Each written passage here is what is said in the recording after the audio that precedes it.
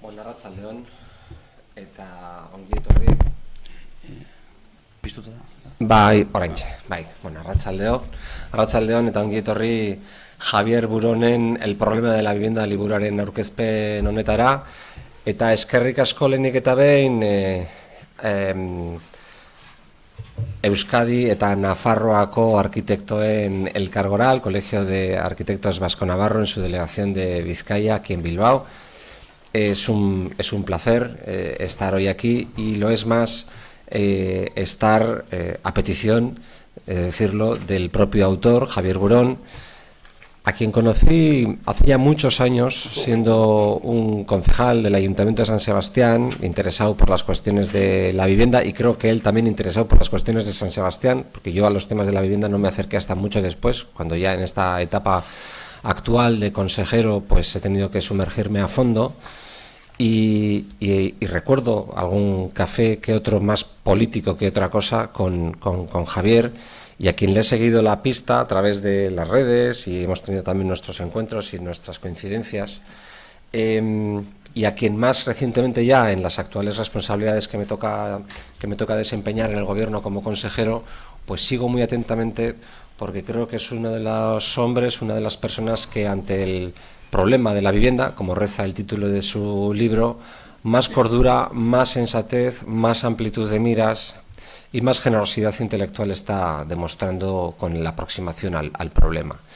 Y yo creo que todas estas ingredientes son fundamentales, porque a diferencia de otras crisis que él tiene perfectamente monitorizadas y conoce muy bien, me refiero a crisis de la vivienda, que esta no es ni mucho menos la primera, pues esta, digamos que afecta de lleno al conjunto de las clases medias, tiene unas componentes distintas y requiere de aproximaciones, en fin, para las que las anteojeras ideológicas o las posiciones preconcebidas puede que no funcionen, ¿no?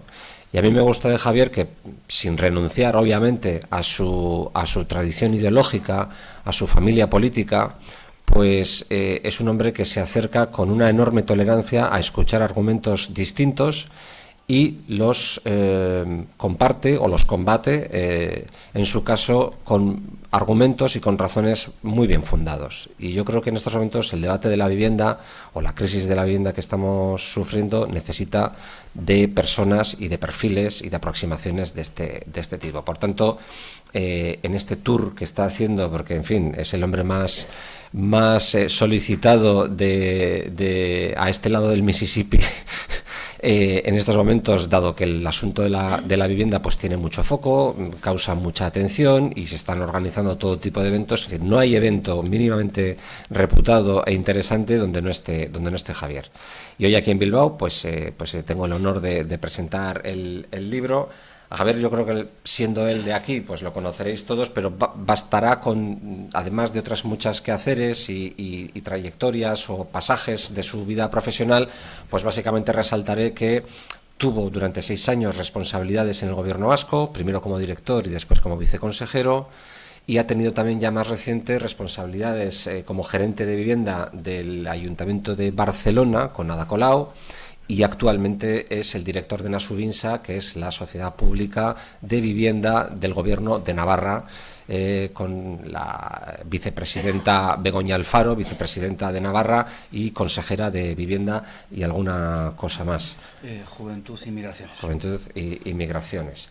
Bueno, este es Javier. Javier ha escrito este libro en el mejor momento. No le voy a preguntar cómo van las ventas, pero intuyo que no deben de ir mal, porque desde luego el asunto genera muchísimo interés. Y bueno, básicamente, no sé cómo quieres que lo enfoquemos. No sé si quieres hacer primero tú una pequeña exposición, quizás directamente te dejo que hagas una exposición de introducción, y luego si quieres vamos introduciendo temas o te voy preguntando cuestiones. ¿De acuerdo? Perfecto. Yo primero agradecer a Denis su generosidad.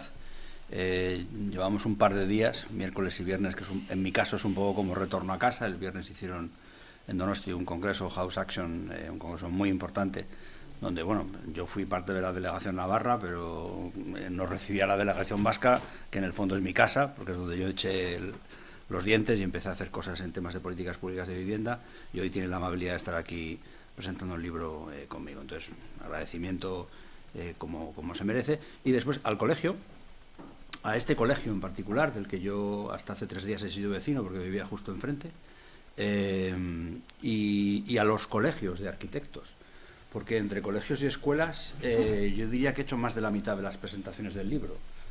He estado en el colegio, en alguno de los colegios en Andalucía, en Valencia, en Madrid, en Cataluña, en Galicia, aquí, en sus varias delegaciones.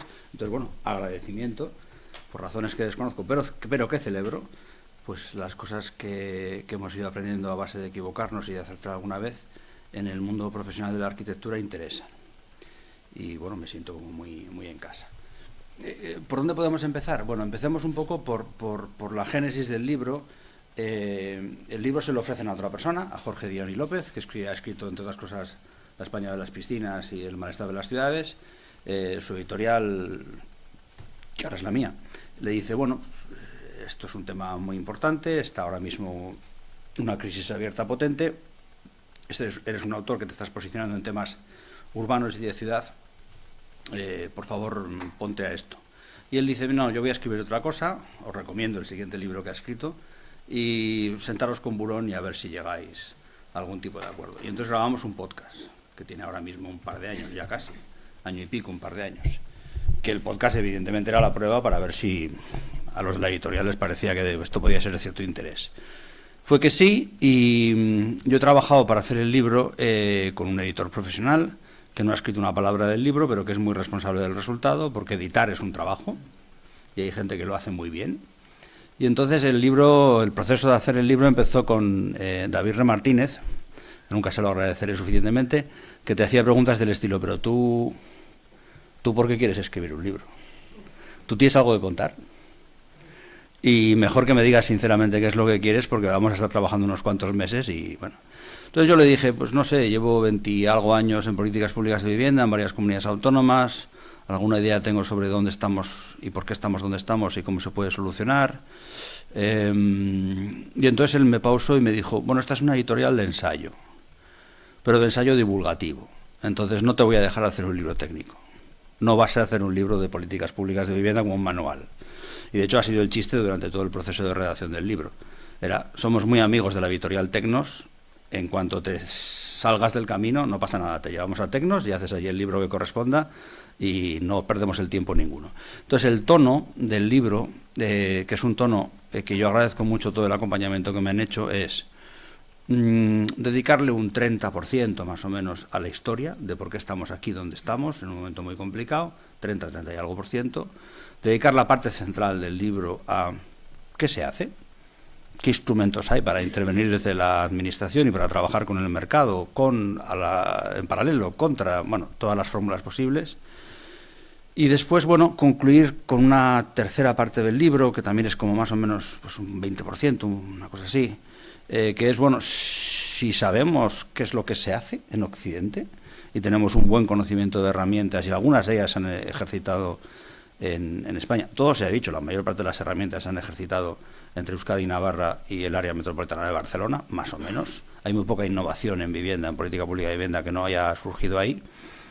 Bueno, pues un cierto equilibrio entre las partes, ¿no? Que no sea un libro. Hay muchos libros ahora mismo que algunos están bien, ¿eh? No voy a hacer recomendaciones de la competencia, pero algunos libros están bien, que son muy del problema.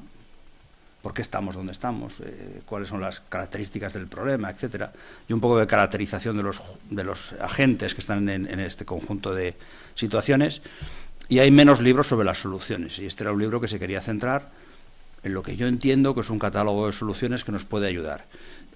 No mágicas, la mayor parte de ellas no a corto plazo, pero sí útiles.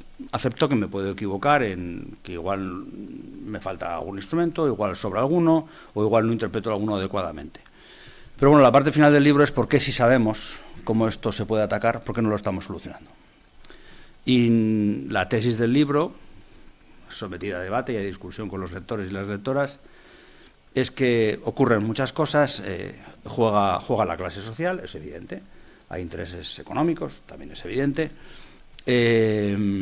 juega la demografía también, sobre todo en los últimos años, Pero hay un tema que, por lo menos cuando yo empecé a escribir el libro, era menos obvio. Ahora sí que ha habido otra serie de publicaciones, no sobre vivienda, pero sí sobre el tema generacional, y es que la generación juega. ¿Cuál es nuestra vivencia personal del tema inmobiliario en función de qué edad tenemos? Nos ha cableado de una manera distinta. Y yo intento decir todo el rato en el libro que esto no es un problema ni individual ni moral. Las cosas ocurren porque hay un equilibrio de fuerzas y tienen que ocurrir.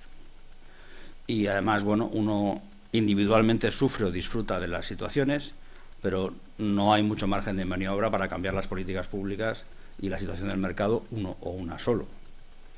Es un problema colectivo y requiere soluciones colectivas.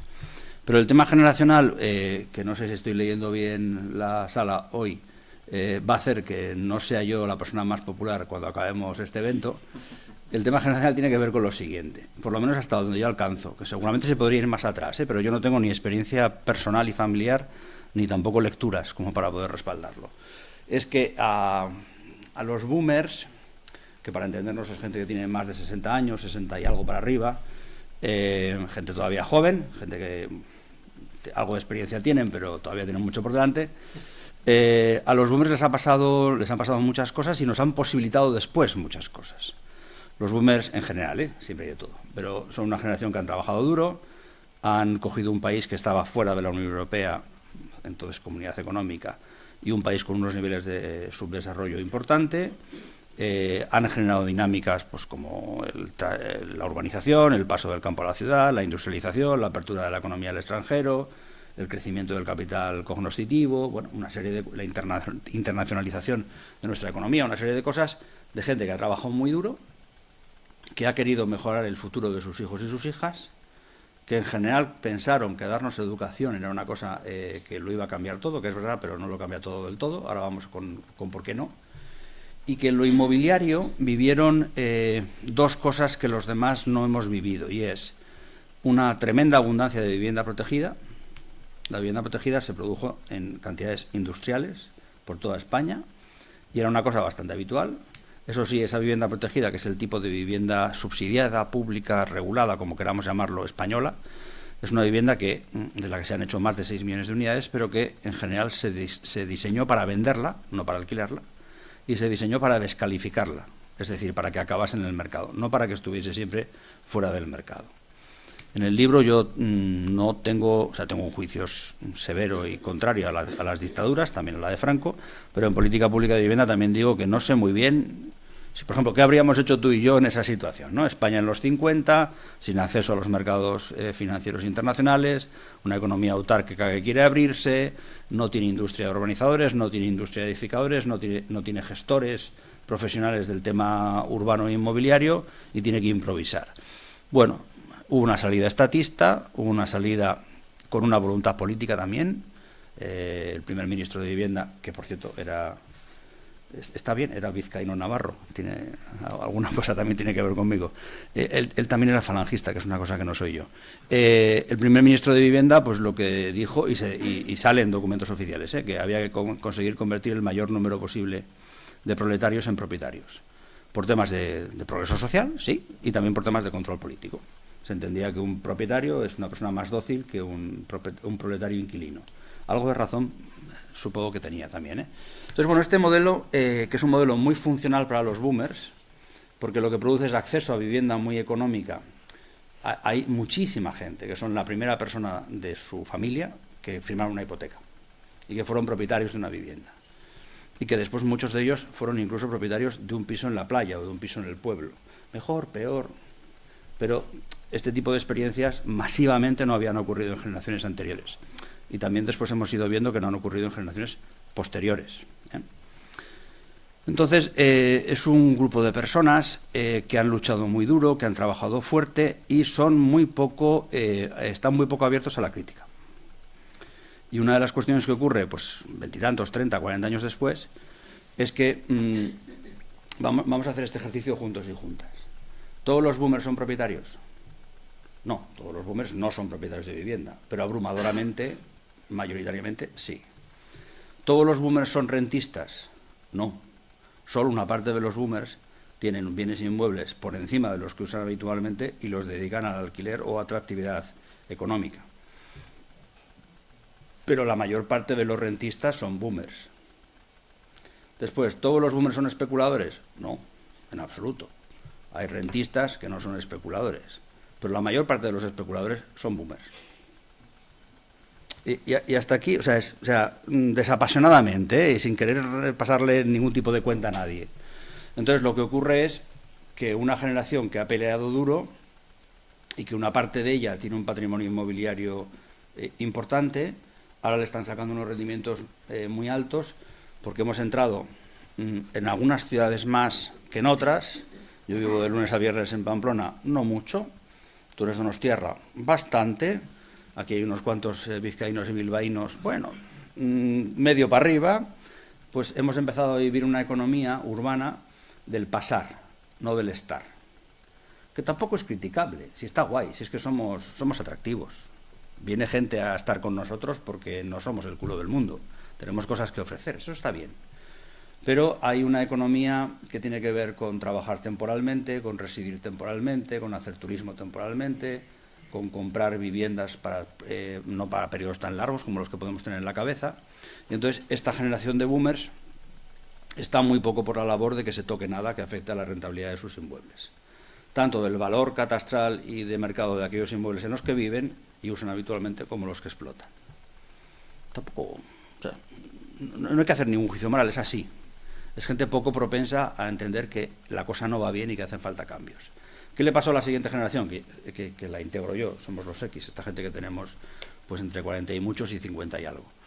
Nacidos entre, creo que es entre el 60... Entre, 72 o 73. No, creo que técnicamente es 70-85, pero bueno, da igual. Cincuentones, 40 y tantos, 50 y algo. Que venimos un poco después. A nosotros no nos tocó ver, cuando éramos jóvenes, tanta vivienda protegida. Aunque, bueno, somos una pequeña excepción dentro del contexto español. En Euskadi sí hubo más vivienda protegida.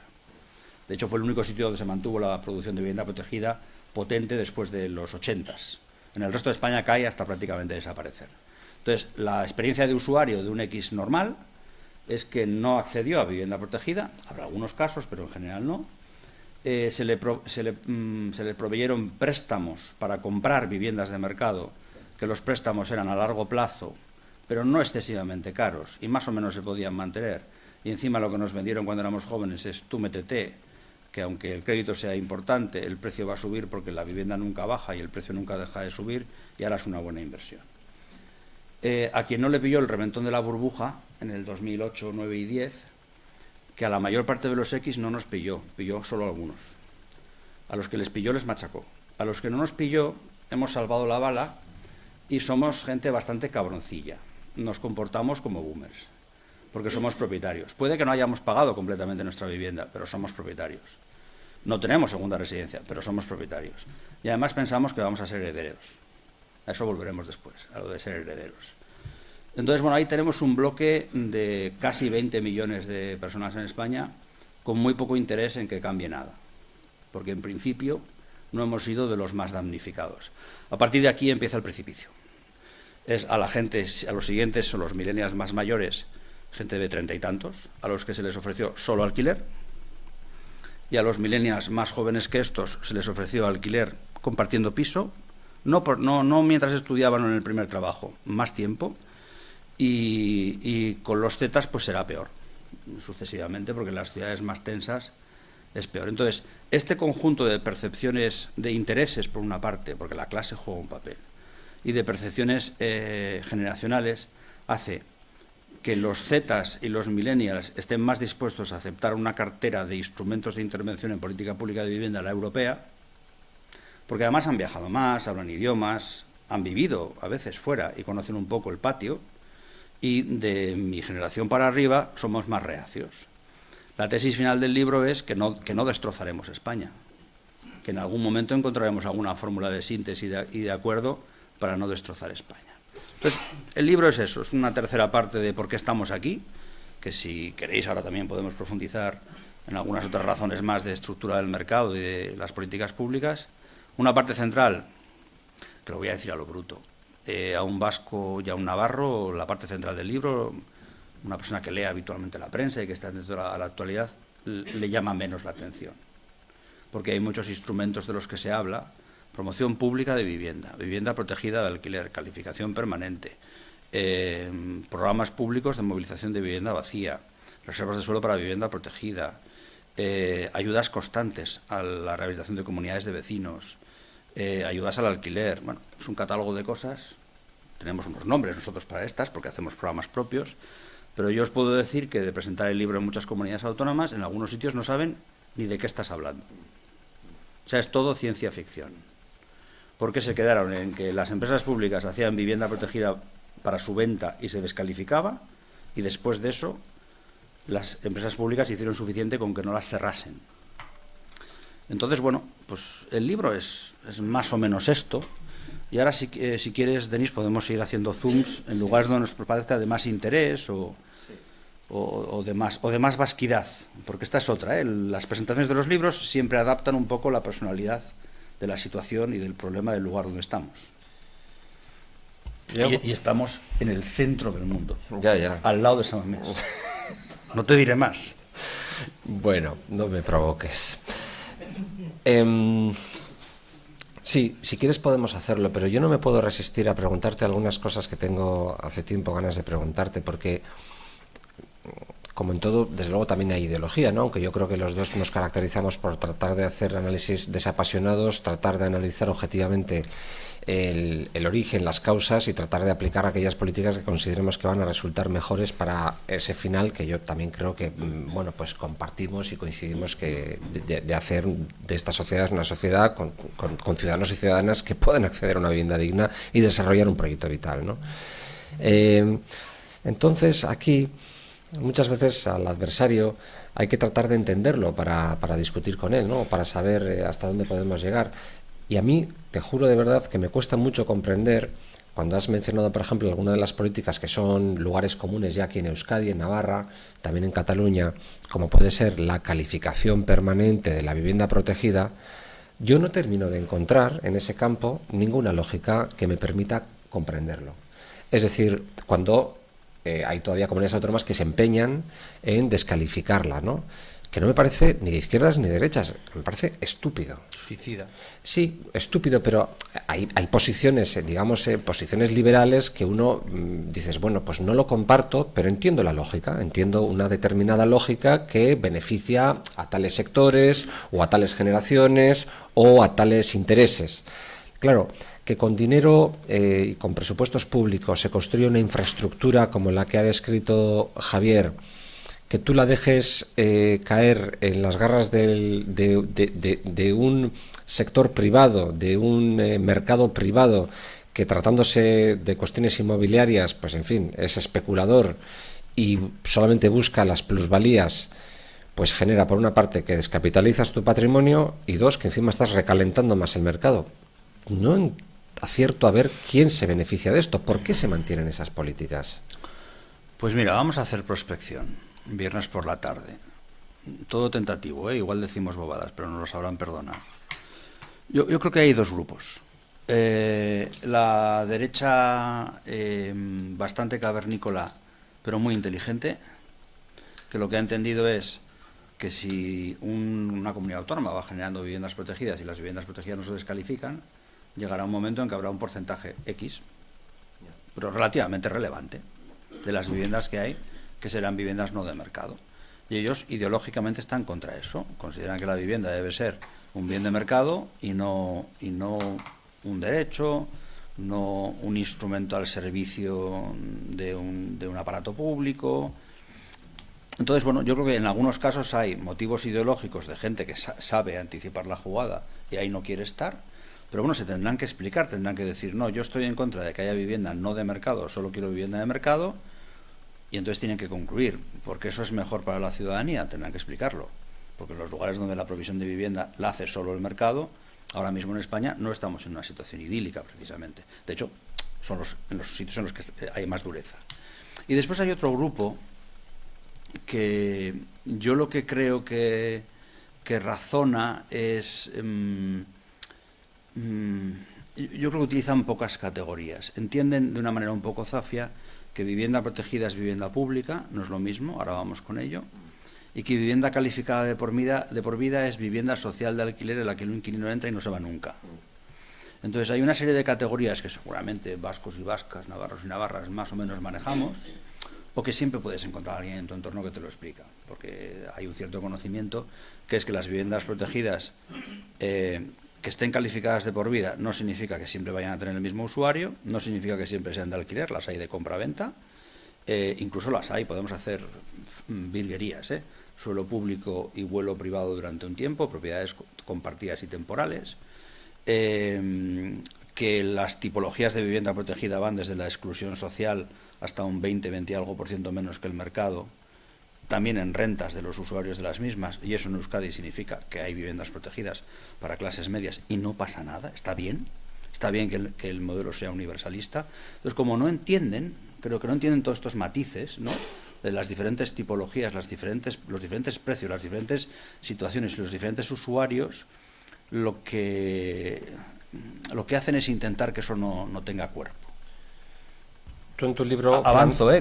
Porque también te digo que no conozco a suficiente gente de derechas que quiera discutirlo. Ya. Que te golpee con ello en un debate, sí. Pero que te quiera explicar por qué no conozco tantas. Tú en tu libro planteas a este respecto, digamos, la regla de los 330, ¿no?, de los 330%. 30% de viviendas, lo ideal, ¿no?, en el mercado, en el parque de la vivienda, 30% de viviendas no de mercado. Cuando dices no de mercado, quizás sea bueno que lo expliques, porque hay todo un catálogo de tipologías distintas de viviendas protegidas, cuyo precio no es de mercado, está regulado. Un 30% de viviendas por debajo del precio del mercado, en el que el inquilino, o no sé si también incorporas también la posibilidad del propietario, no pague en el coste que le repercute más de un 30% de su salario, ¿no? Esa sería la regla. Yo me pregunto cuáles son las políticas de suelo, que convendremos la madre del cordero, o uno de los elementos clave que nos pueden permitir llegar a esa situación ideal que yo, como regla o como desideratum, compartiría, ¿no?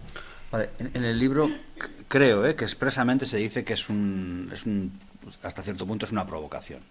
No sé si es el 30, o no sé si todas las comunidades autónomas necesitan tener un 30, pero creo que necesitamos un segmento de la vivienda que sea vivienda que no se gestione bajo reglas de mercado.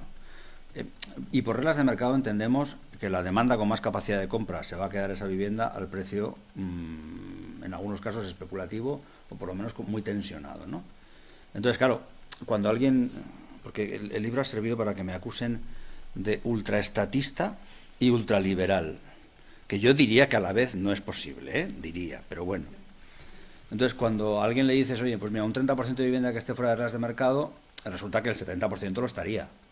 O sea, no es una solución precisamente bolchevique, vamos a decirlo así. Es más bien un poco lo que algunas políticas públicas de vivienda y algunas reglas de mercado y de relación entre el mercado y la administración en varios lugares de Europa producen. Que es que tú tienes unas viviendas que nunca se van a comerciar a precios de mercado, que pueden ser de alquiler, en cesión de uso, en régimen cooperativo, en compraventa, en venta parcial, en venta temporal. Bueno, hay muchos regímenes, hay muchas fórmulas para que se pueda disfrutar de un tiempo mayor o menor de una vivienda a un precio más social o más asequible. Ahora utilizamos el término que a la gente le molesta mucho, y también puedo entender por qué. Porque en España llamamos asequible a alquileres de 15 euros el metro cuadrado en Madrid, que son de mercado prácticamente, y alquileres de 9, 8, 7 euros al metro cuadrado, que es otra cosa, ¿no? Bueno, si fuésemos capaces de tener ese 30%, o lo que sea, de viviendas que se pueden pagar con el 30% de los ingresos de la gente, o el 33%, si es que no va de eso, y que estén por debajo del precio de mercado, generaríamos 3 efectos, al menos. Igual del debate nos salen más. Pero hay uno primero, y es que a un tercio de la población la atiendes a unos precios de coste, no de mercado. Y esa gente, por cierto, con la renta disponible va a hacer otras cosas. Va a consumir, va a formarse, va a emprender, o lo que sea. Es un capital mejor utilizado, que sobrepagando por la necesidad del uso residencial. La otra es que si tú tienes una masa crítica suficiente, y yo creo que ahí sí que hay que estar cerca del tercio, tú marcas ciertas reglas de juego. Por ejemplo, finales de los 90, principios de los 2000. Vitoria-Gasteiz y Iruña-Pamplona.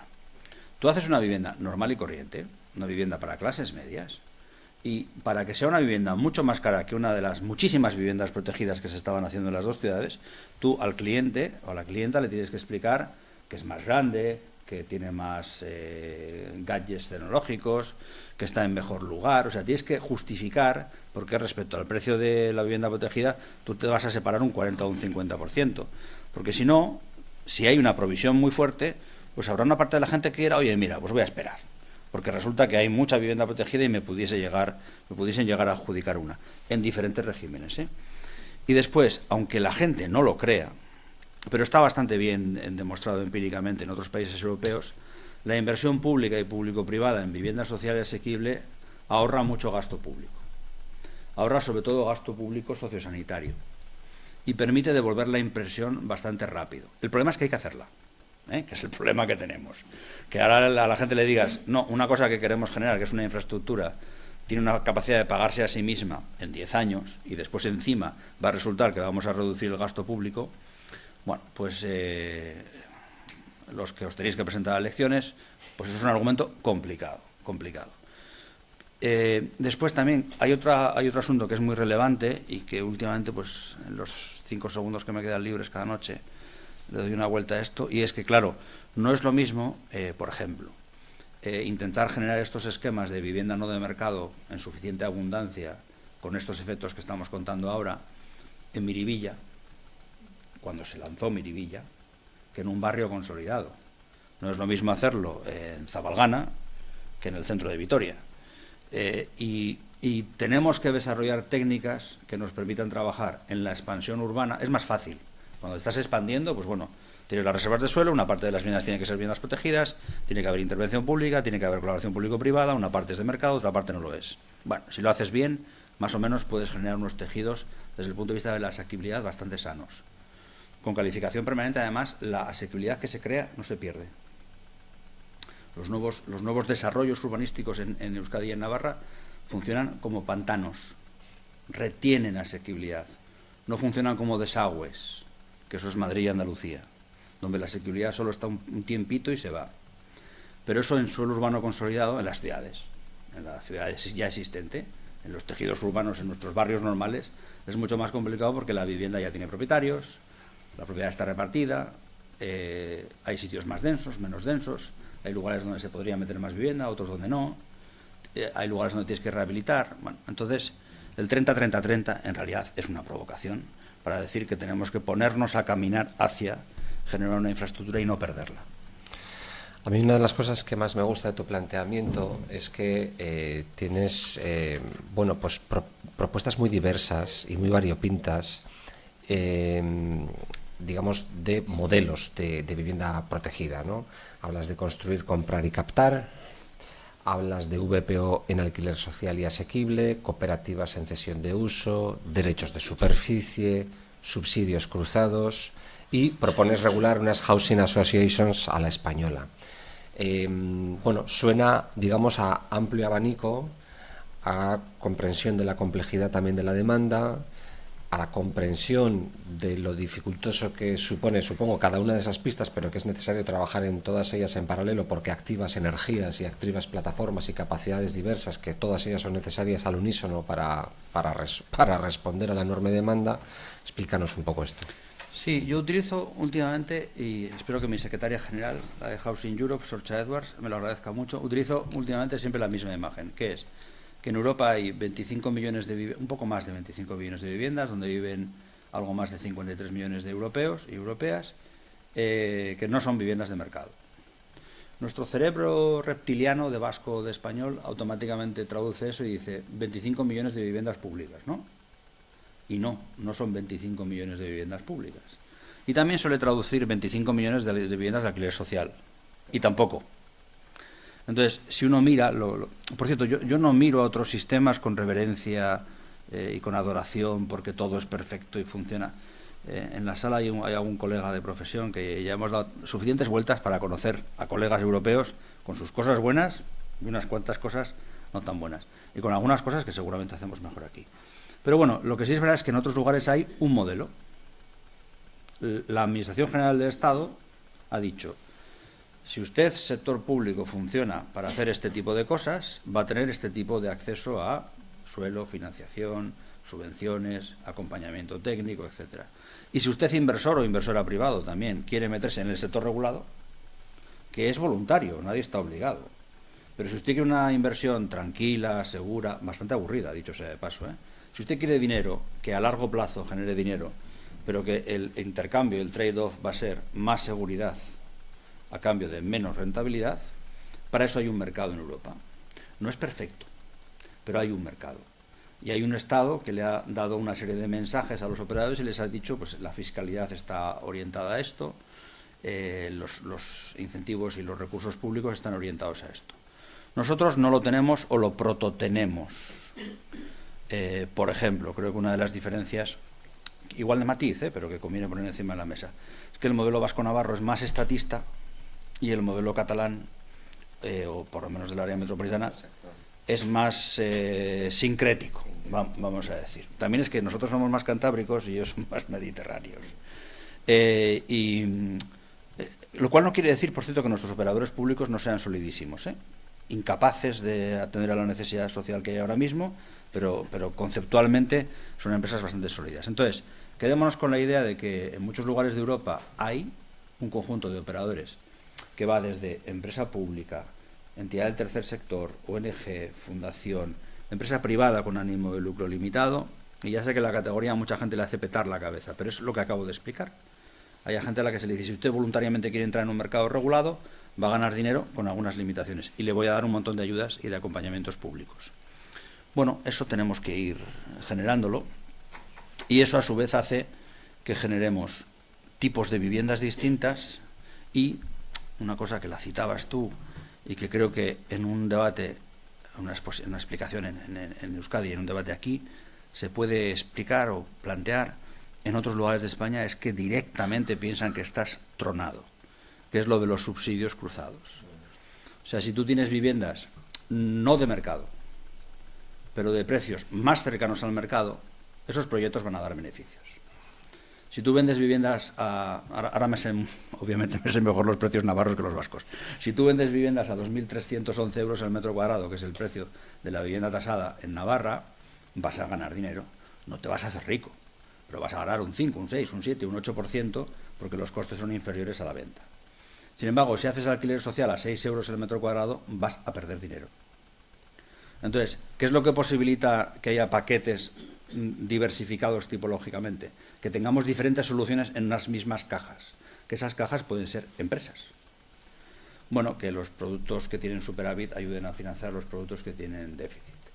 Y si tú eso lo generas en una dinámica constante, lo que tienes son, los anglosajones le llaman revolving funds, tienes fondos que los productos más maduros con beneficios son capaces de enviarles recursos a los productos más verdes que quieren arrancar. Bueno, ahí tenemos todavía mucho que hacer, pero ya sabemos que tenemos que hacerlo.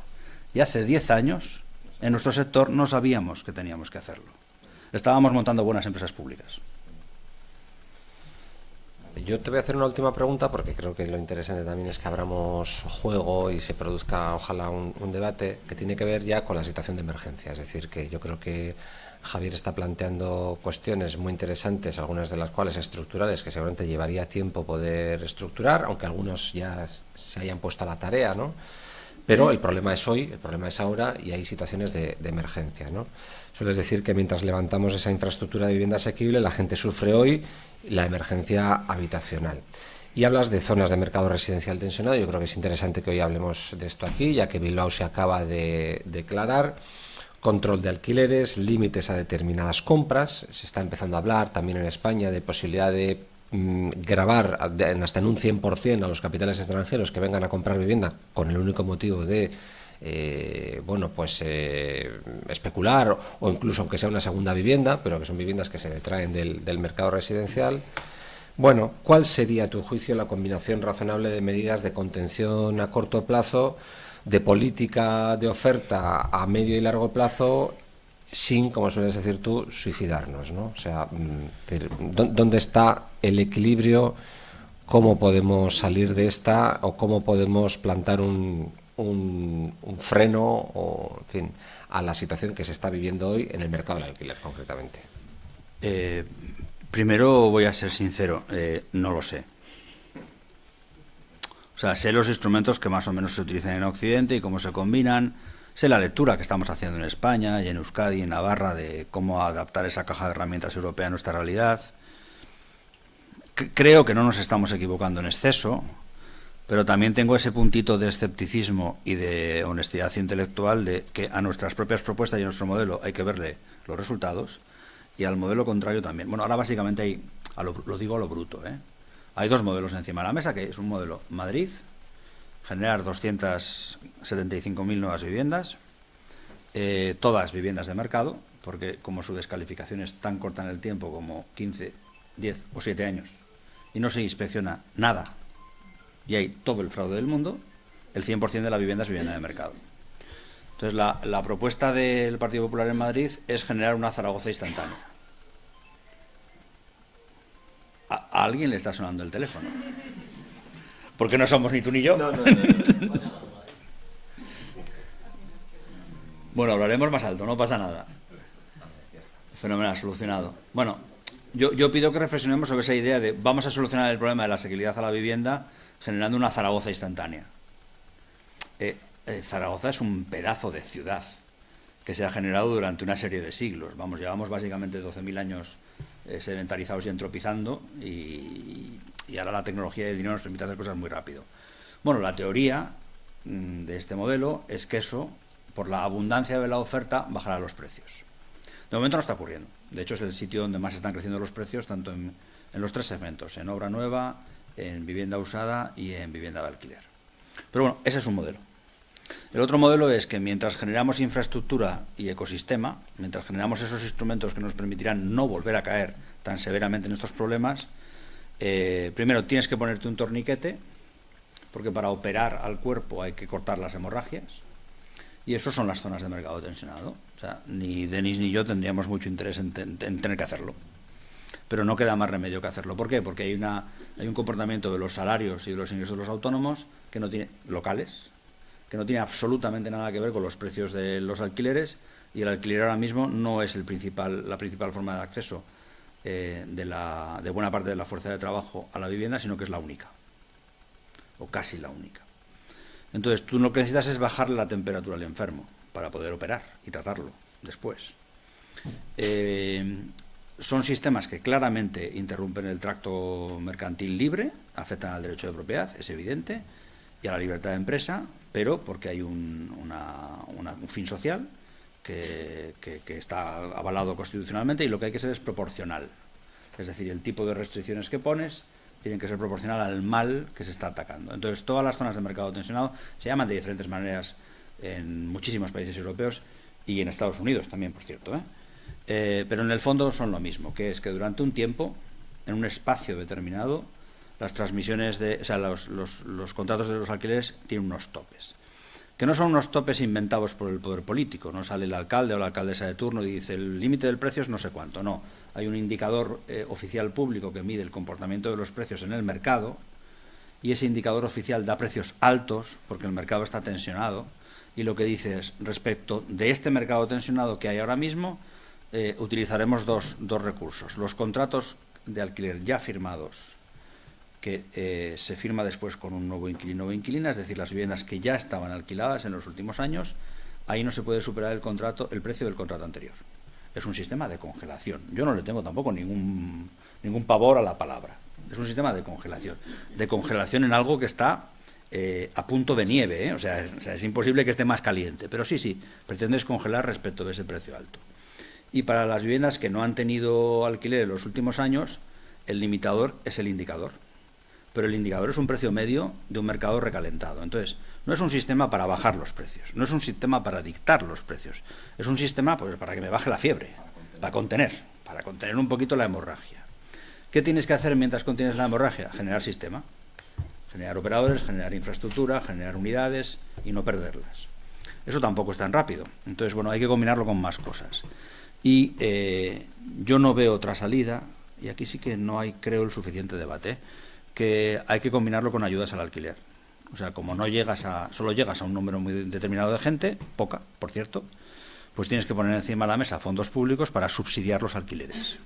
Pero claro, no es lo mismo subsidiar los alquileres en un mercado on fire y no topado, que básicamente le estás echando paladas, dinero a la especulación, o por lo menos al rentismo. Aceptemos que por lo menos al rentismo sí. Que hacerlo sobre un mercado al que le has sometido a las zonas de mercado tensionado porque lo estás topando. Entonces ahí sí que es verdad que lo que generas es más asequibilidad. Problema, que no hay hacienda pública que lo aguante. Hacerlo de manera masiva. Pero creo que es imposible no hacerlo. Y la otra es, y en esto Euskadi y el gobierno vasco tienen una trayectoria bastante intachable, que es que aquellos propietarios y propietarias de vivienda que no quieran especular, que no quieran ir al límite y forzar las cosas, tú les tienes que ofrecer una pista de aterrizaje, que es que puedan tener un alquiler muy seguro, garantizado por la administración, donde van a renunciar a una parte del precio porque el trade-off es yo estoy tranquilo o tranquila, gano un poquito menos, pero gano, por cierto, y la administración me cubre todos los riesgos. Esto en muchos lugares es todavía una teoría, aquí tiene más de 20 años, se llama Bizigune y el conjunto de programas que tiene el gobierno para todo esto. Entonces, bueno, yo creo que aquí hay un cierto nivel de consenso y a partir de aquí empezamos con los problemas. El limitar las compras. Yo, por ejemplo, y no sé en cuántos problemas me voy a meter, yo para la mayor parte de los lugares de Euskadi y Navarra no lo veo del todo. Porque me parece que es para lugares donde se ha roto todo. Palma de Mallorca, quizás Málaga, probablemente Barcelona, probablemente Madrid. Y aquí la idea que hay es, bueno, si yo no es prohibir comprar, es que solo se puede comprar para residir. Si tú compras para vivir, pues pagues más o menos por la compra. Si te quedas a vivir, eres un ciudadano o ciudadana que contribuye, has pagado lo que sea y te has quedado y no hay más tráfico mercantil después detrás de eso. Aquí hay un montón de mezclas de mierdas que yo no entiendo, que es que la gente ha entendido que es prohibir a los extranjeros comprar. No, cualquiera que quiera venir a vivir, sea de aquí o sea de fuera, si compra para vivir, pues no está especulando, no está calentando el precio, está viviendo.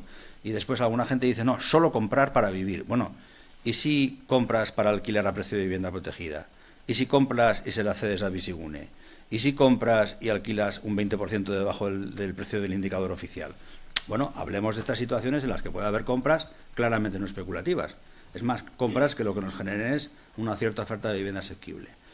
Yo en el libro digo que no estoy en contra, pero que me parece un instrumentazo, que hay que ser bastante cuidadoso, y yo ahora mismo en España no lo veo para algunos, o sea, por ejemplo, lo veo claramente para Palma de Mallorca, donde la burguesía está siendo expulsada de sus casas, porque una llamada al timbre habitual es, hola, soy de donde sea, ¿cuánto vale tu casa?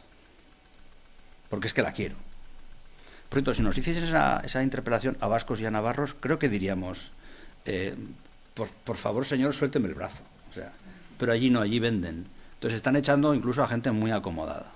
Bueno, y el otro asunto, que es el elefante en la habitación, que le tendremos que meter mano en algún momento, y que yo sí que creo que es una palanca bastante eficaz a corto plazo, es reordenar bien el tema de la fiscalidad.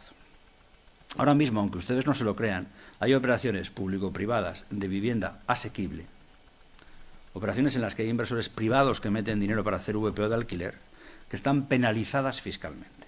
No favorecidas, penalizadas. Fliparían, además, porque no estamos hablando de 4 numeritos y unos decimales, no. Y por otra parte tenemos algunos operadores que a través, no solo, pero es lo que sale siempre en los medios de comunicación, a través de las SOCIMIs, también otras cosas, no pagan impuestos en la empresa. Después, cuando se divide, se reparten los dividendos, el particular o la empresa que recibe el dividendo a lo que le toque. Otra cosa es que a veces cuesta varios años encontrar dónde está el final de esa línea, porque el final de esa línea está casualmente en Holanda y en Irlanda, por lo que sea. Tienen mucha afición a esos dos países. Son territorios, el eufemismo es, de baja tributación. Bueno, tenemos que reordenar un poco las cosas fiscalmente. Yo no soy un experto, y no sé si los hay, también diría. Porque claro, hay que procesar la fiscalidad del promotor o promotora inmobiliario, la del gestor de vivienda de alquiler a medio y largo plazo y la de los particulares. Eso significa que tienes que hacer una reflexión sobre IRPF, impuestos de sociedades, IVA, ITP, etcétera. Pero, por decirlo, digamos, de una manera así como muy simplista, pero que yo creo que es gráfica. Las operaciones a muy corto plazo y especulativas hay que freírlas a impuestos. ¿Por qué? ¿Por odio de clase? No, yo no odio, y menos de clase. El fútbol igual quizás, pero... y no con la Real, con la Real. Hay un sano pique, no. Me refería a que yo primero fui antimadridista y después culé, me refería a eso. Hay que freírlos a impuestos porque son disfuncionales para nuestros tejidos urbanos y para nuestra economía. Ese dinero estaría mucho mejor invertido en generar energías renovables, en generar capacidad de computación e inteligencia artificial, en generar exportaciones. Tendríamos ese dinero mucho mejor en otros sitios.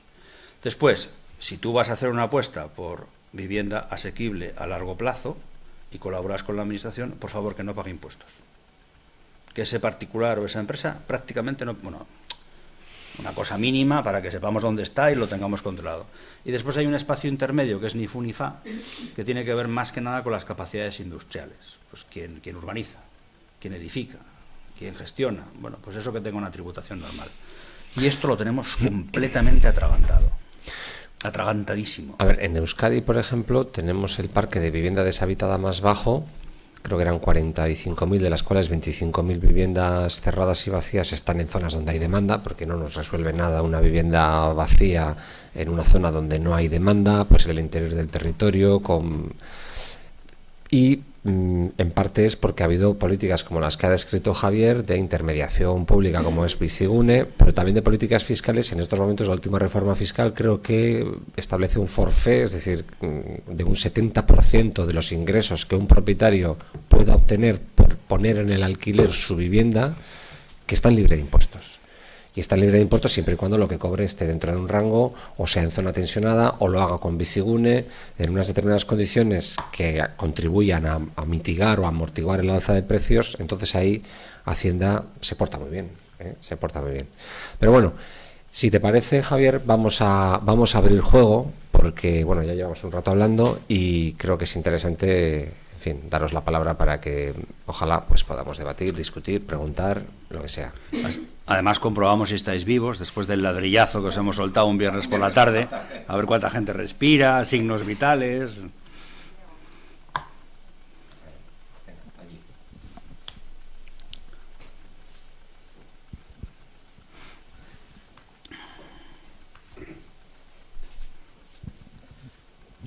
A ver, tengo la garganta un poco así, o sea que ya me podéis perdonar. Pero bueno, soy Miquel Ocio, me he dedicado al mundo del urbanismo mucho tiempo.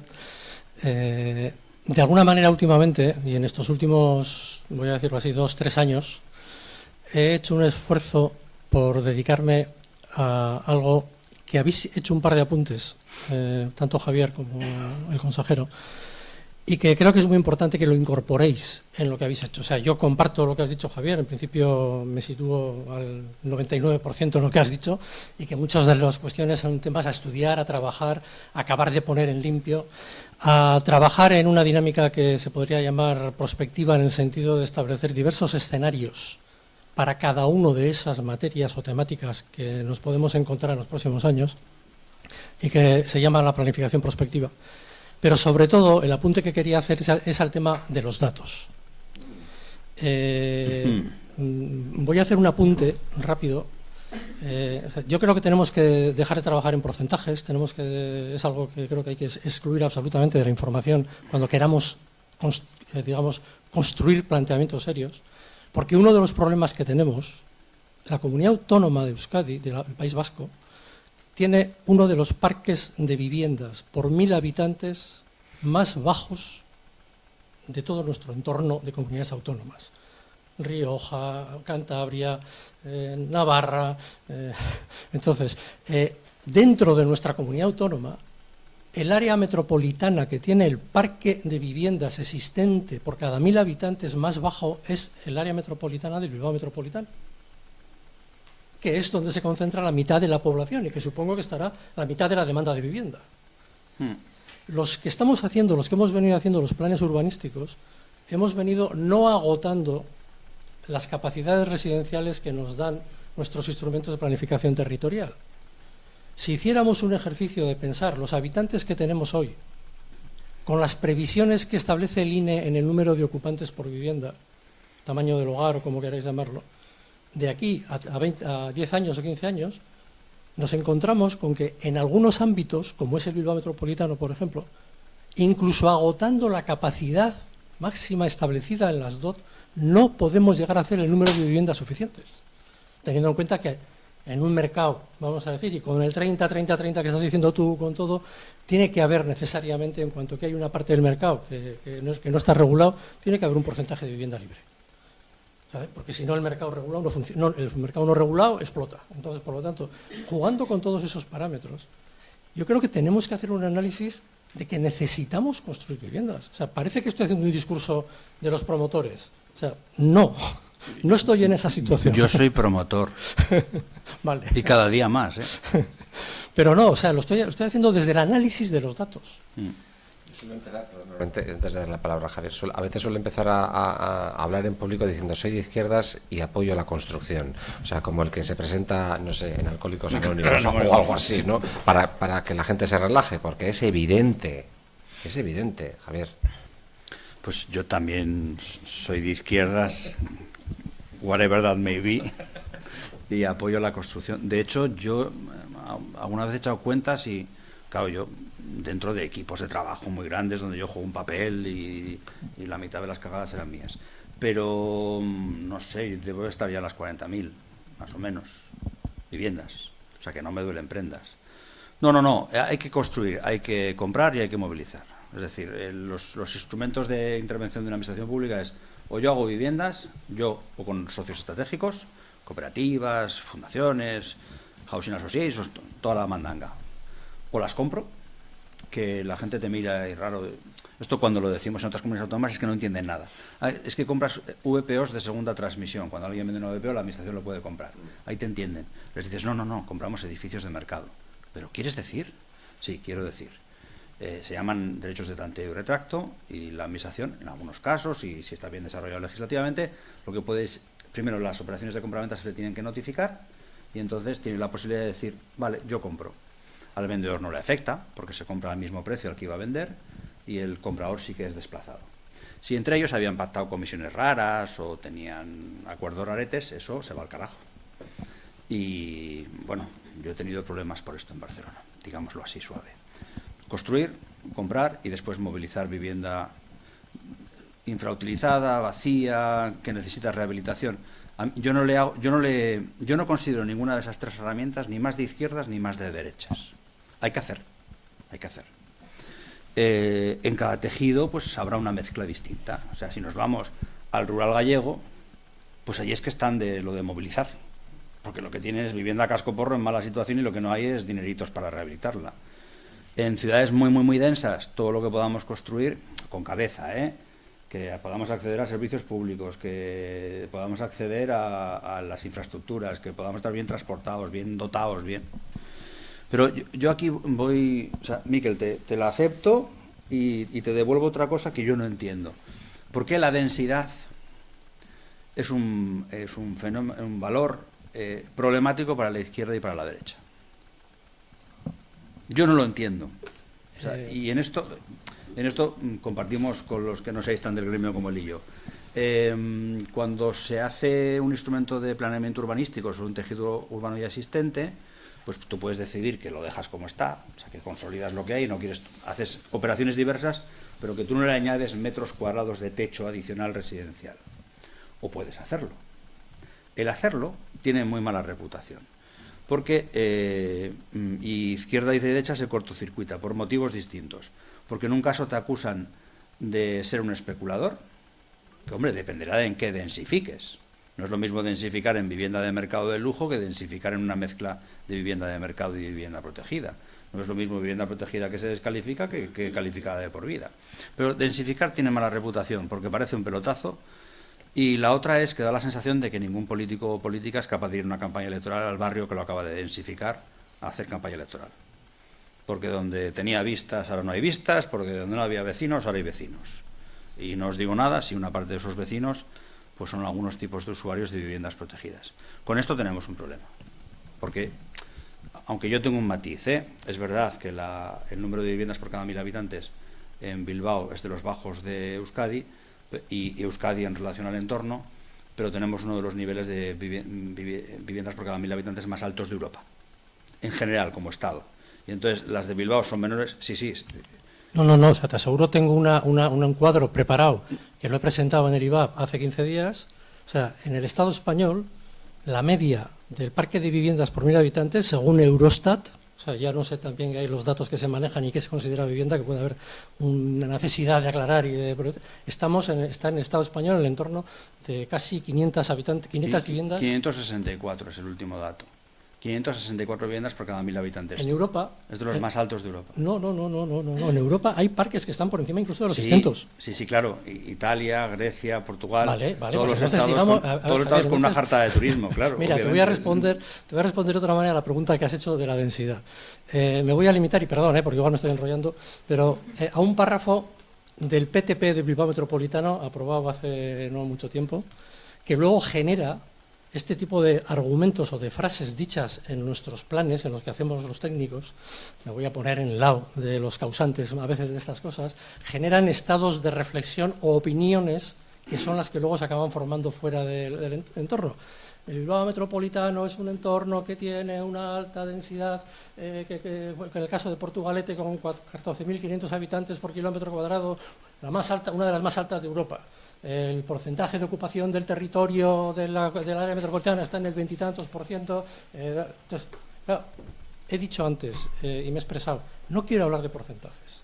Si entras simplemente en una estadística aquí, 14.000 habitantes por kilómetro cuadrado, en varias poblaciones de Cataluña, están en 15, 16, 17 y 18. O sea, pero si decimos esas cosas y las afirmamos, cuando luego vas a los procesos de participación, cuando vas a los debates, cuando la gente lee eso, se opone a la densidad.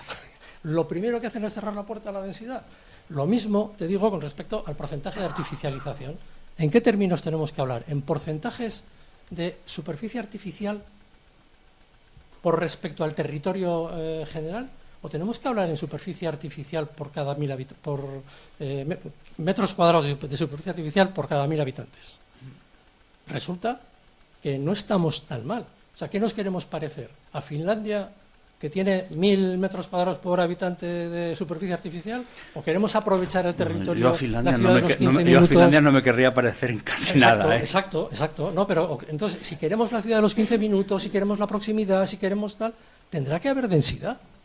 O sea, eso es lo que te favorece la densidad. ¿Cuál es la densidad de París? La vamos a poner de modelo, ya que fueron los que lanzaron la idea de la ciudad de los 15 minutos. ¿Cuál es la densidad de París? Entonces, Javier. En fin, yo creo que todo lo que has dicho, o sea, yo creo que hay que acompañarlo de unos debates serios en este tipo de consideraciones, porque hay que romper determinados estigmas que hemos creado entre todos. Yo no sé si Miquel se va a sorprender, pero yo estoy bastante de acuerdo con él. Yo también. O sea, yo creo que, y para el público no especialista, intentamos traducirlo. O sea, todos vivimos en algún sitio. Si no estamos muy a disgusto, si estás mal, pero si estás más o menos a gusto en el sitio en el que vives, tú además desarrollas un sentimiento de identidad. Tu vivienda, tu edificio, tu calle, tu barrio. Y entonces la densidad que tiene en ese momento, es decir, el número de viviendas que hay por cada kilómetro cuadrado, por cada 1000 habitantes, etcétera, te parece que es el que tiene que ser. Salvo que estés en casos muy extremos, vivas en muy baja densidad o vivas en muy alta densidad respecto al resto del entorno.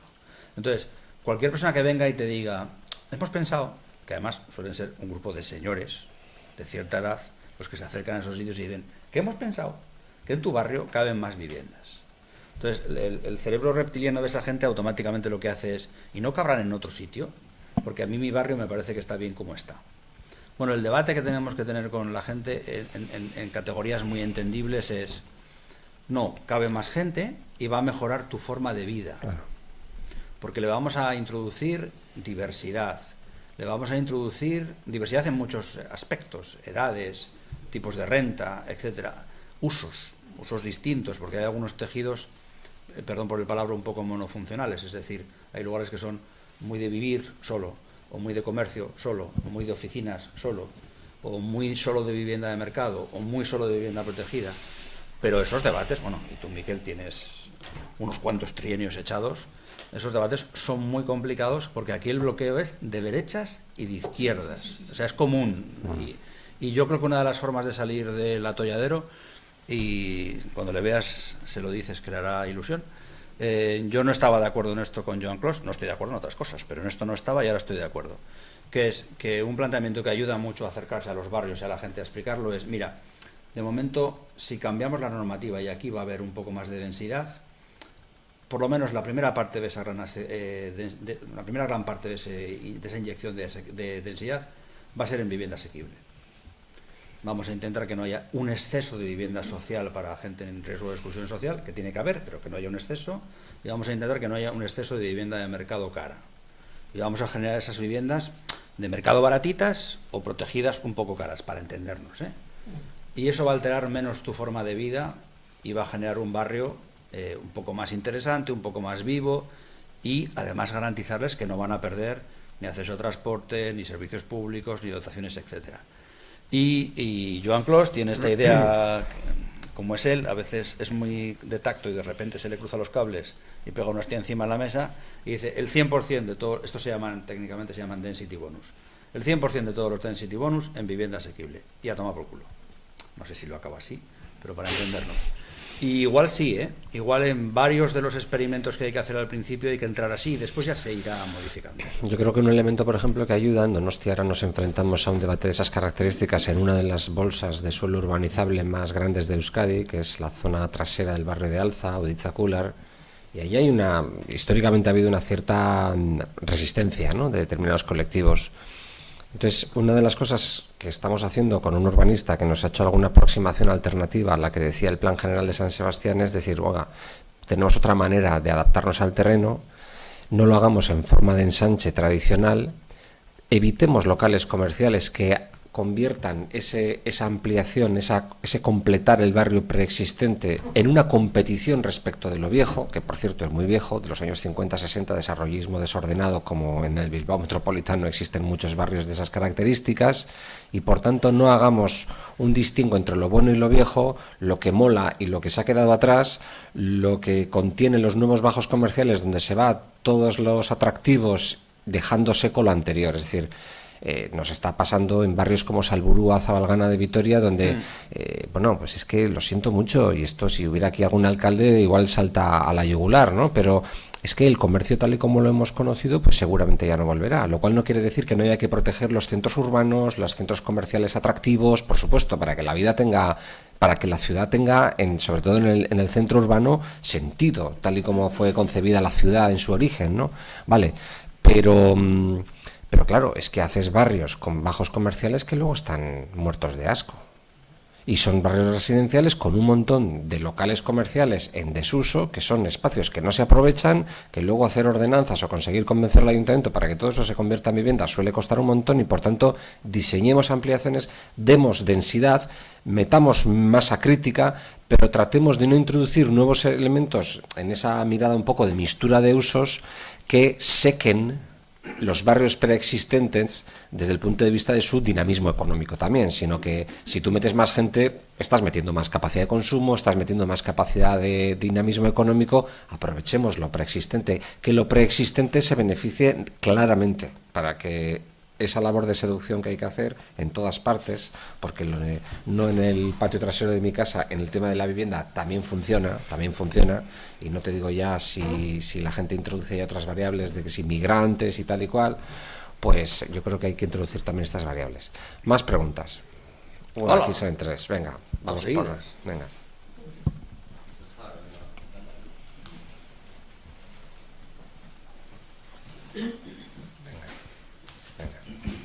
Iba a hacer un comentario a ver qué opinan los expertos. Yo parto de la base de ciudadano sin más, Yo vivo aquí en Uribarri, Bilbao, tenemos un grupo de casas que es Miradora Bilbao. Esto es el ejemplo que va a ir a gobierno vasco al final la conversación. Entonces hay 3 bloques de casas, un montón de pisos, en la ladera de Archanda, uno, otro más arriba y otro más arriba. Entonces hay arriba una calle que es la vía vieja de Lezama, y en medio había un caserío que se ha tirado, lo han tirado ya hace ya meses. Entonces, bueno, algunos tuvimos la idea, el tema de alquiler, de ir al ayuntamiento y decir, oye, si hacen un bloque o 2 después de esos bloques que hay, en donde estaba ese caserío que habéis tirado, que debe ser del ayuntamiento, construir un par de bloques y en esos, si cabe uno o dos, hay en medidas, digamos, simétricos a los otros. ¿Para qué? Para que gente que quiere tener su casa, yo tengo 2 hijos de mileuristas, a lo que voy, pero bueno, un ejemplo, que quieren ir a una vivienda, pues bueno, unos pisos de alquiler que puedan estar un periodo de, no sé cómo funciona esto, igual 5 años y luego ya lo tengan que dejar, por ejemplo, un periodo. O sea, totalmente de tiempo, no de por vida, sino bueno, un tiempo. Entonces me dijeron, el Ayuntamiento de Bilbao me dijo, pues mira, está muy bien el impreso, pero lo tenemos que mandar a Gobierno Vasco que lleva este tema. Entonces, en teoría está en Gobierno Vasco, la idea. Una idea de un sitio que vale para cualquier ciudad o cualquier zona. Yo digo este ejemplo que está aquí mismo y aprovechar un terreno, pues bueno, digo, joder, 2 bloques, ya quedan 3 bloques ahí por 1 o 2 más y como no vender, sino a nivel Gobierno Vasco, bueno, el que lleve eso, oye, alquilar, son un montón de pisos de alquiler, con un periodo, por ejemplo, yo lo miro en gente joven que dices, no sé si tengo 5 años o no sé cuánto es eso, y luego sé que me tengo que ir, unas condiciones, pero tengo una casa, puedo luego mirar en el mercado libre, no sé, otras proporciones, ¿no? Entonces, bueno, simplemente a ver qué opinabais, sin más. ¿En qué orden lo hacemos? ¿El Navarro que no va a tener problemas con ello? Aquí de expertos eres tú, el experto. Bueno, no jodamos. A ver, no conozco el lugar exacto, aunque sí que creo que más o menos sé de dónde estamos hablando. En Bilbao tenemos, no sé si es el caso este concreto, pero en Bilbao tenemos un problema con la entropización de suelo que hemos hecho en laderas, que si nos hubiésemos propuesto, si hubiésemos reflexionado sobre si queremos vivienda ahí 30 años después, cuando éramos mucho más ricos, seguramente no habríamos edificado. Y hay fenómenos difícilmente reversibles, ¿no? Pero bueno, la situación que usted plantea es que en un sitio donde sí el caserío es del ayuntamiento, que no lo sé, pero si el caserío es del ayuntamiento y se ha quedado con el suelo, y el suelo es edificable según el planeamiento urbanístico, que esta es otra, que tampoco lo sé, pues seguramente de los diferentes usos que sean compatibles con el planeamiento, si vivienda es uno de ellos, pues usted no tiene una mala idea, o ustedes no tienen una mala idea, y es que puede haber vivienda pública que se dedique a alquiler, preferentemente para jóvenes. El problema es que los recursos son finitos, entonces no sé cuál es el caso concreto, pero a mí esto me pasa en Navarra ahora, que la gente te dice, no sé dónde tenemos un suelo municipal y sería magnífico hacer no sé qué proyecto. Y sí, pero es que en mi caso ahora mismo, además les puedo dar el número, solo tenemos dinero para 735 viviendas, en unas determinadas condiciones de qué tipo de viviendas se van a hacer, dónde y en qué regímenes. Bueno, sospecho que aquí puede estar pasando un poco lo mismo. Y cuando a usted le han referido al gobierno, y como no tenemos a nadie del gobierno vasco aquí, pues no pasa nada, se cuenta, es porque Viviendas Municipales de Bilbao, que es una entidad que puede promover vivienda y que lo ha hecho, y que puede comprar vivienda y lo ha hecho, no siempre lo hace porque tienen un reparto de papeles entre Visesa y el ayuntamiento, porque Visesa es un método de producción más grande, más eficaz, con más medios, etcétera. Pero al final yo le diría que esto casi siempre es un problema de dinero, que no se tiene el dinero suficiente para hacer todos los proyectos que se quieren. Por cierto, por eso en el libro yo defiendo que hagamos el mayor número de cosas con el mayor número de operadores, porque si hay mucha gente queriendo hacer cosas, pues habrá más recursos. Pero vamos, yo entiendo que más o menos estaremos yendo por aquí. Después, lo de que el alquiler sea para 5 años o no, da también para otro debate, Da para otro debate, aunque el gobierno vasco tiene una tipología, sí, los alojamientos totalmente de alquiler, que están específicamente diseñados para esto. Sí. Si queréis alojamientos dotacionales que tenemos como gobierno vasco, unos 1000, los ayuntamientos también los hacen, están pensados para la emancipación, 5 años, rotatorios. ¿Y por qué? No son viviendas estrictamente, y no lo son porque van en parcelas de equipamiento dotacional. ¿Qué ha pasado con el urbanismo? Que durante mucho tiempo el suelo es escaso, lo es más en Euskadi, particularmente en Vizcaya, particularmente en el Bilbao metropolitano y en Donostialdea, en Guipúzcoa, y por tanto te pones a buscar suelos que no son para vivienda, pero que son, bueno, pues para otros usos terciarios, Y dices, bueno, pues puede ser equipamiento cultural, equipamiento deportivo, equipamiento educativo, bueno, equipamiento dotacional. Hay parcelas, utilicémoslos para un programa social como es la emancipación, y eso quiere decir que son alojamientos en los que los jóvenes pueden estar 5 años, al término de los cuales tienen que salir y entran los siguientes, una infraestructura tal.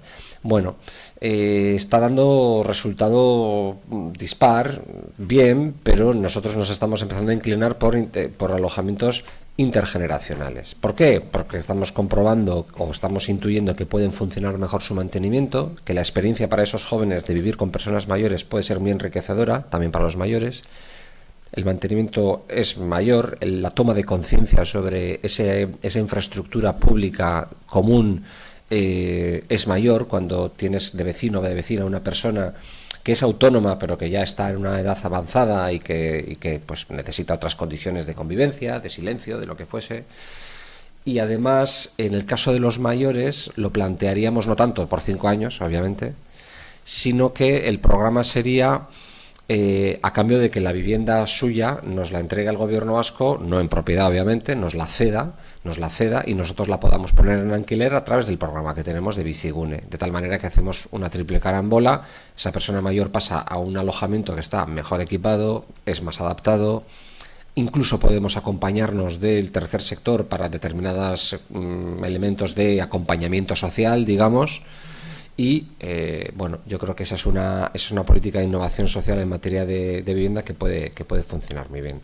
Y ya la última que se nos ha ocurrido es empezar a través de la ley de medidas urgentes que vamos a aprobar dentro de unas semanas, antes de final de año en el Parlamento Vasco. Introducimos una novedad en la ley del suelo que permite, a través de un estudio de detalle, que es para que nos entendamos una tramitación urbanística muy liviana, muy sencilla, poder autorizar levantes de hasta 2 alturas retranqueadas sobre sobre edificios de viviendas públicos, propiedad del gobierno vasco, que tengan techo plano y sobre los que podamos introducir pues de manera modular 2 alturas, que serían alojamientos dotacionales también, serían alojamientos dotacionales de tal manera que no generan derechos edificatorios ni plusvalías urbanísticas, y con eso incorporar, añadir, redensificar, bueno, pues añadir capacidad alojativa para todos estos programas sociales, bien para jóvenes, bien para mayores. Aquí tenía una pregunta. Pásale, está justo delante de usted. Sí. Buenas tardes, muchísimas gracias por asistir e informarnos. Y mi planteamiento es el siguiente.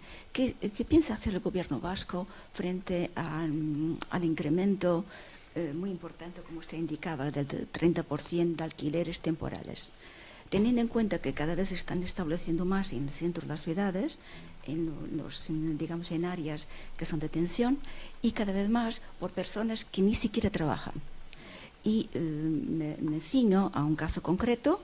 En Jardines de Albia hay 2 portales que se han convertido las viviendas en viviendas turísticas, y el resto, como el turismo o las viviendas turísticas no interesa a los inversores, las convierten en alquileres temporales.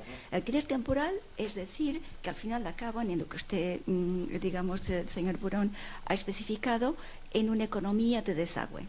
Porque realmente, en mi experiencia, las personas que viven en esas viviendas hacen habitaciones en lo que era el salón de la casa, en lo que era el comedor de la casa, en todos y cada uno de los huecos, con un solo, sin cumplir las normas sanitarias mínimas, porque para todas esas personas, que pueden ser de 7 a 14 personas viviendo en esa vivienda, donde antes simplemente vivía una familia típica de padres y 2 hijos, 4 personas, se convierten en usuarios de 7 a 14, porque convierten cada uno de los huecos en vivienda, y por lo tanto, y además solo tienen una ducha para todos ellos.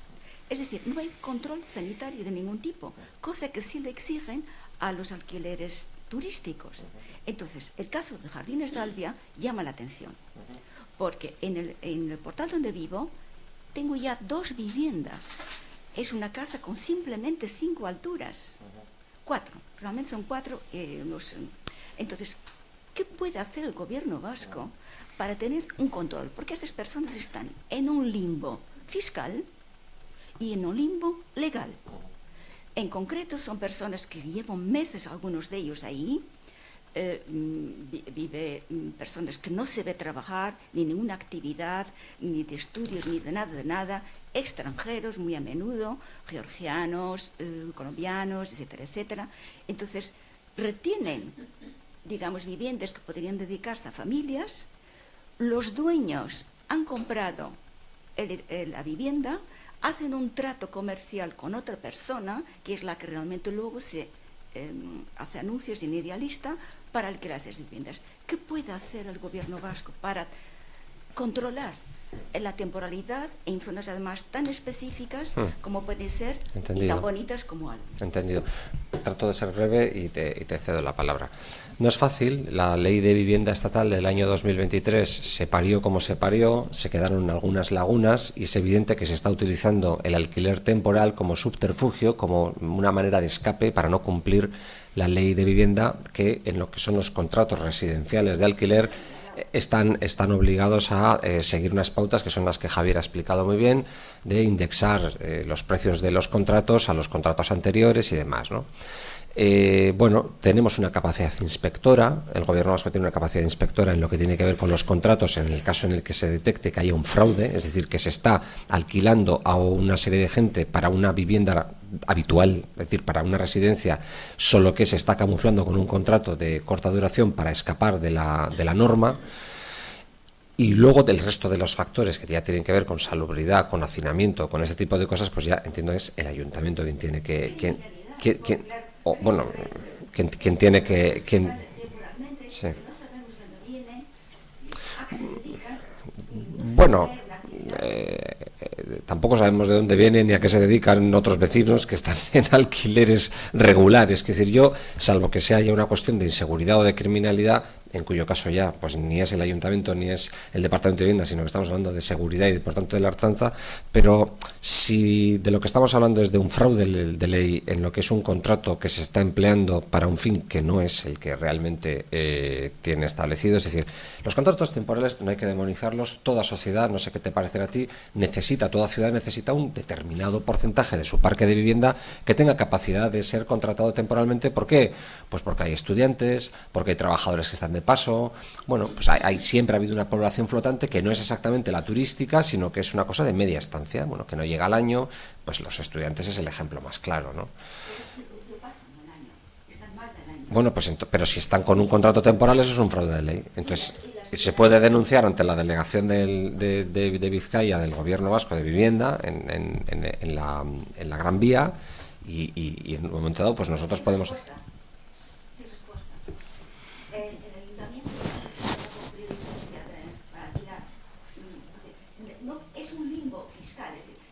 No, para alquilar vivienda no te hace falta una licencia.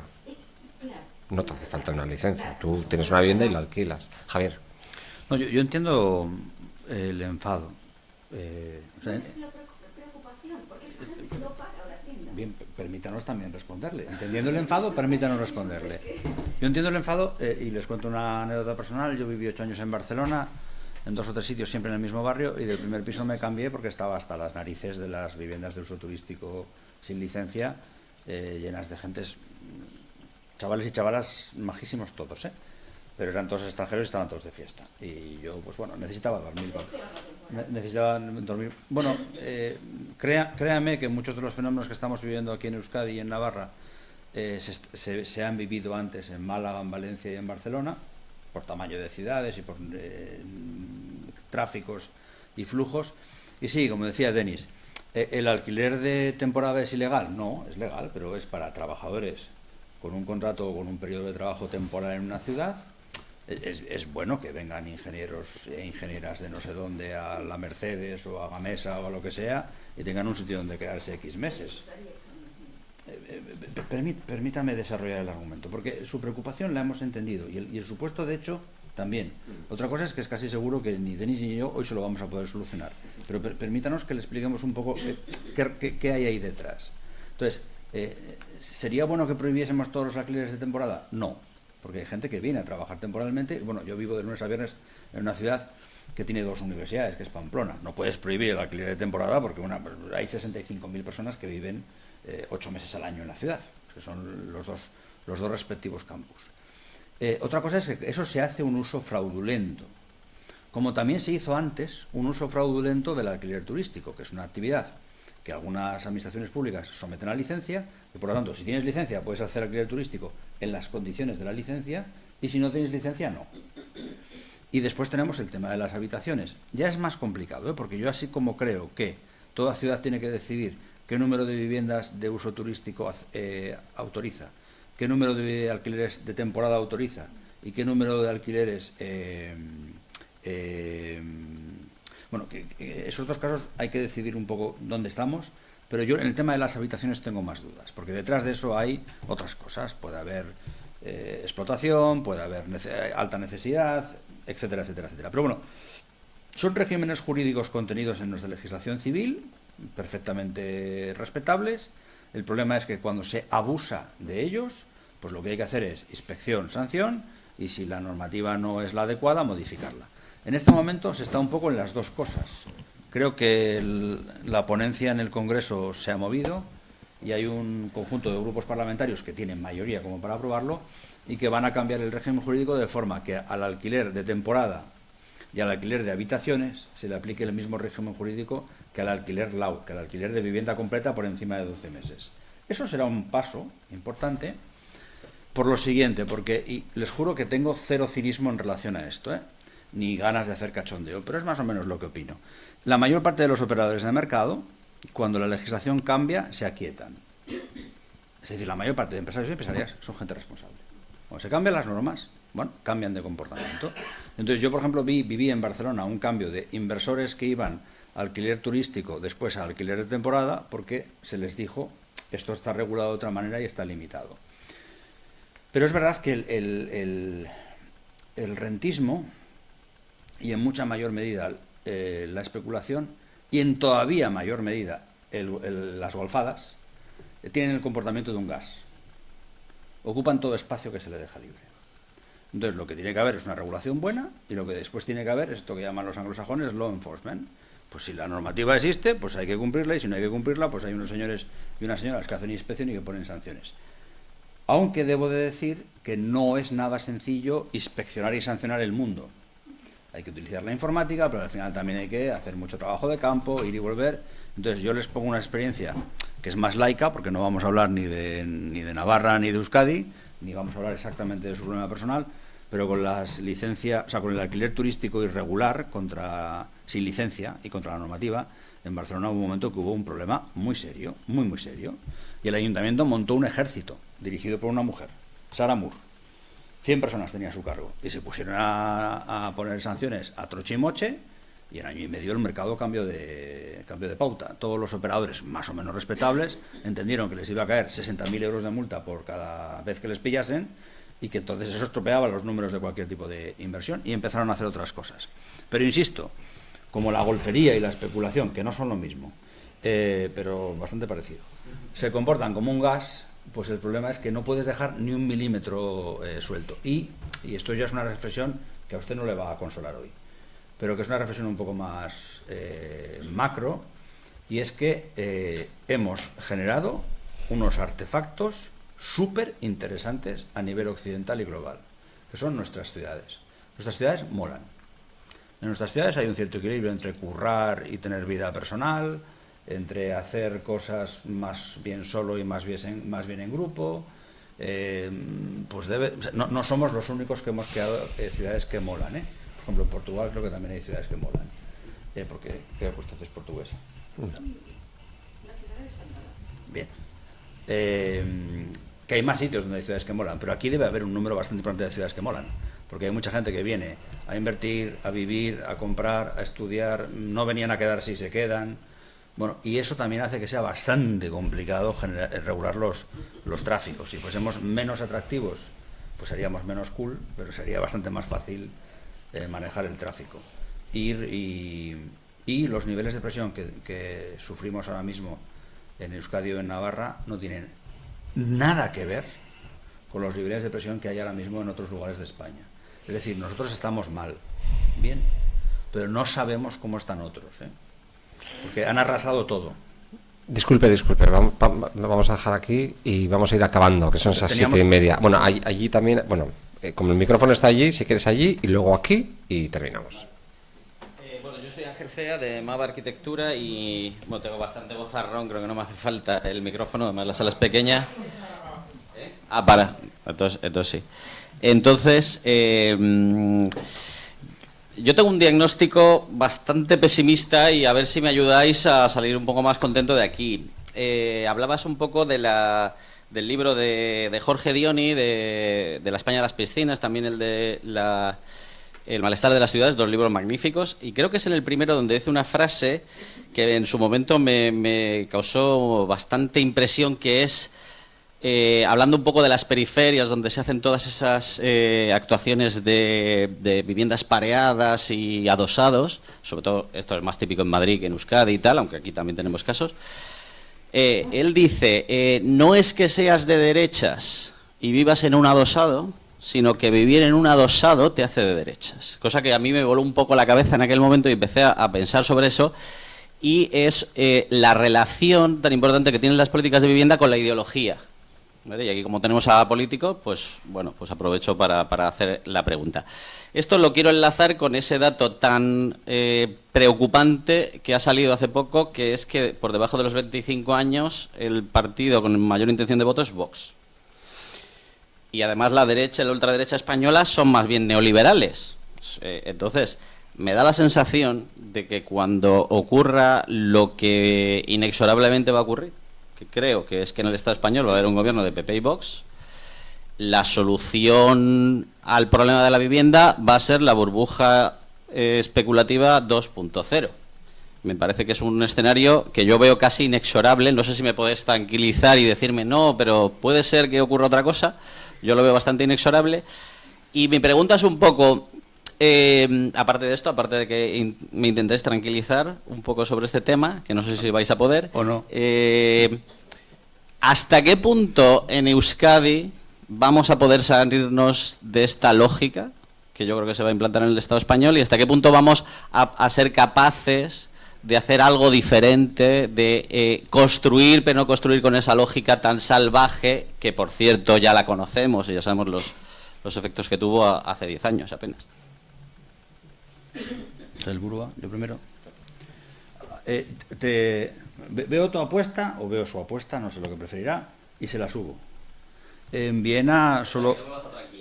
No, que es verdad que hay una relación entre las políticas públicas de vivienda, bueno, los modelos urbanos, tampoco, o sea, quiere decir que es más amplio que solo las políticas públicas de vivienda, los tipos de ciudad que generamos, los tejidos urbanos en los que vivimos, y que todos sabemos que una ciudad mediterránea, bueno, nosotros no somos mediterráneos, pero sí, ya nos entendemos, y cuando vamos a otros países y vemos otros tipos de ciudades, también los identificamos, porque tienen atributos que no son los nuestros.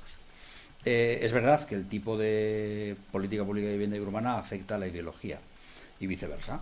Entonces, podemos ir al ejemplo malo, que es el libro de Jorge Dioni, para quien no lo haya leído, de las piscinas. Se escribe muy en el momento del auge brutal de Ciudadanos, y el que es zamorano, pero que vive en Madrid hace muchos años, analiza un poco qué está pasando en estos lugares donde hay muchísimos adosados y la gente está votando de manera insistente a un partido que resultó que no era tan de centro, por lo que acabó ocurriendo. Bueno, pero podemos ir al ejemplo contrario, que es que en Viena solo Hilder consiguió que no hubiese políticas públicas de vivienda durante un breve periodo de tiempo, y no fue ganando las elecciones, fue invadiendo el país. Es decir, que también las políticas públicas de vivienda en Viena hacen que gente que no se autoidentifica como socialdemócratas o como izquierdistas, porque después no todo el mundo vota esas opciones políticas en las elecciones, aunque sí mayoritariamente, ese modelo de vivienda, Viena se pone siempre como ejemplo, y en el libro digo que nuestra salida no será la vienesa, nuestra salida será más a la alemana que a la vienesa. Ahora no tenemos tiempo y es muy tarde, pero sí, los modelos urbanos configuran ideología y configuran demos o demoi, es decir, una forma de percibirnos y de operar en el mundo social. Pero, a ver, respecto a la inevitabilidad de lo que ocurra en el 2027, bueno, de momento que cada uno se preocupe de su voto, porque creo que no va a haber otra fórmula para operar, y siempre es importante, en este caso todavía más. Por cierto, que haya algunas encuestas, yo no me fío de ninguna, que haya algunas encuestas que digan que el 25% de los jóvenes, y jóvenes, porque no jóvenes, por cierto, españoles estarían considerando votar a Vox, significa que el 75% de los jóvenes no quieren votar a la extrema derecha. También un poco por encuadrarlo, porque si yo fuese joven o jovena estaría bastante cabreado. A ver, si gana el Partido Popular y gobierna con Vox y impone unas políticas públicas de vivienda a la Ayuso en toda España, España revienta. España reventará, pues porque reventará, porque la gente empezará a tirar piedras en algunos sitios. Tampoco es tan claro que la tensión dialéctica dentro del Partido Popular en términos de política pública de vivienda sea que gana el ayusismo, porque hay otras formas un poco más matizadas de ver las cosas. Hay muchas comunidades autónomas del Partido Popular. Ahora, también creo que la gente cuando vaya a votar tendrá que decir, yo utilizo una imagen gráfica que no sé si funciona o no, pero nosotros entre 1998 y 2008 cogimos un martillo pilón y nos dimos una hostia en el dedo. Y casi reventamos España. Entonces ahora hay gente que propone que para estar mejor de lo que estamos ahora, lo que hay que hacer es volver a coger el martillo pilón y darnos otra hostia más grande en el mismo dedo.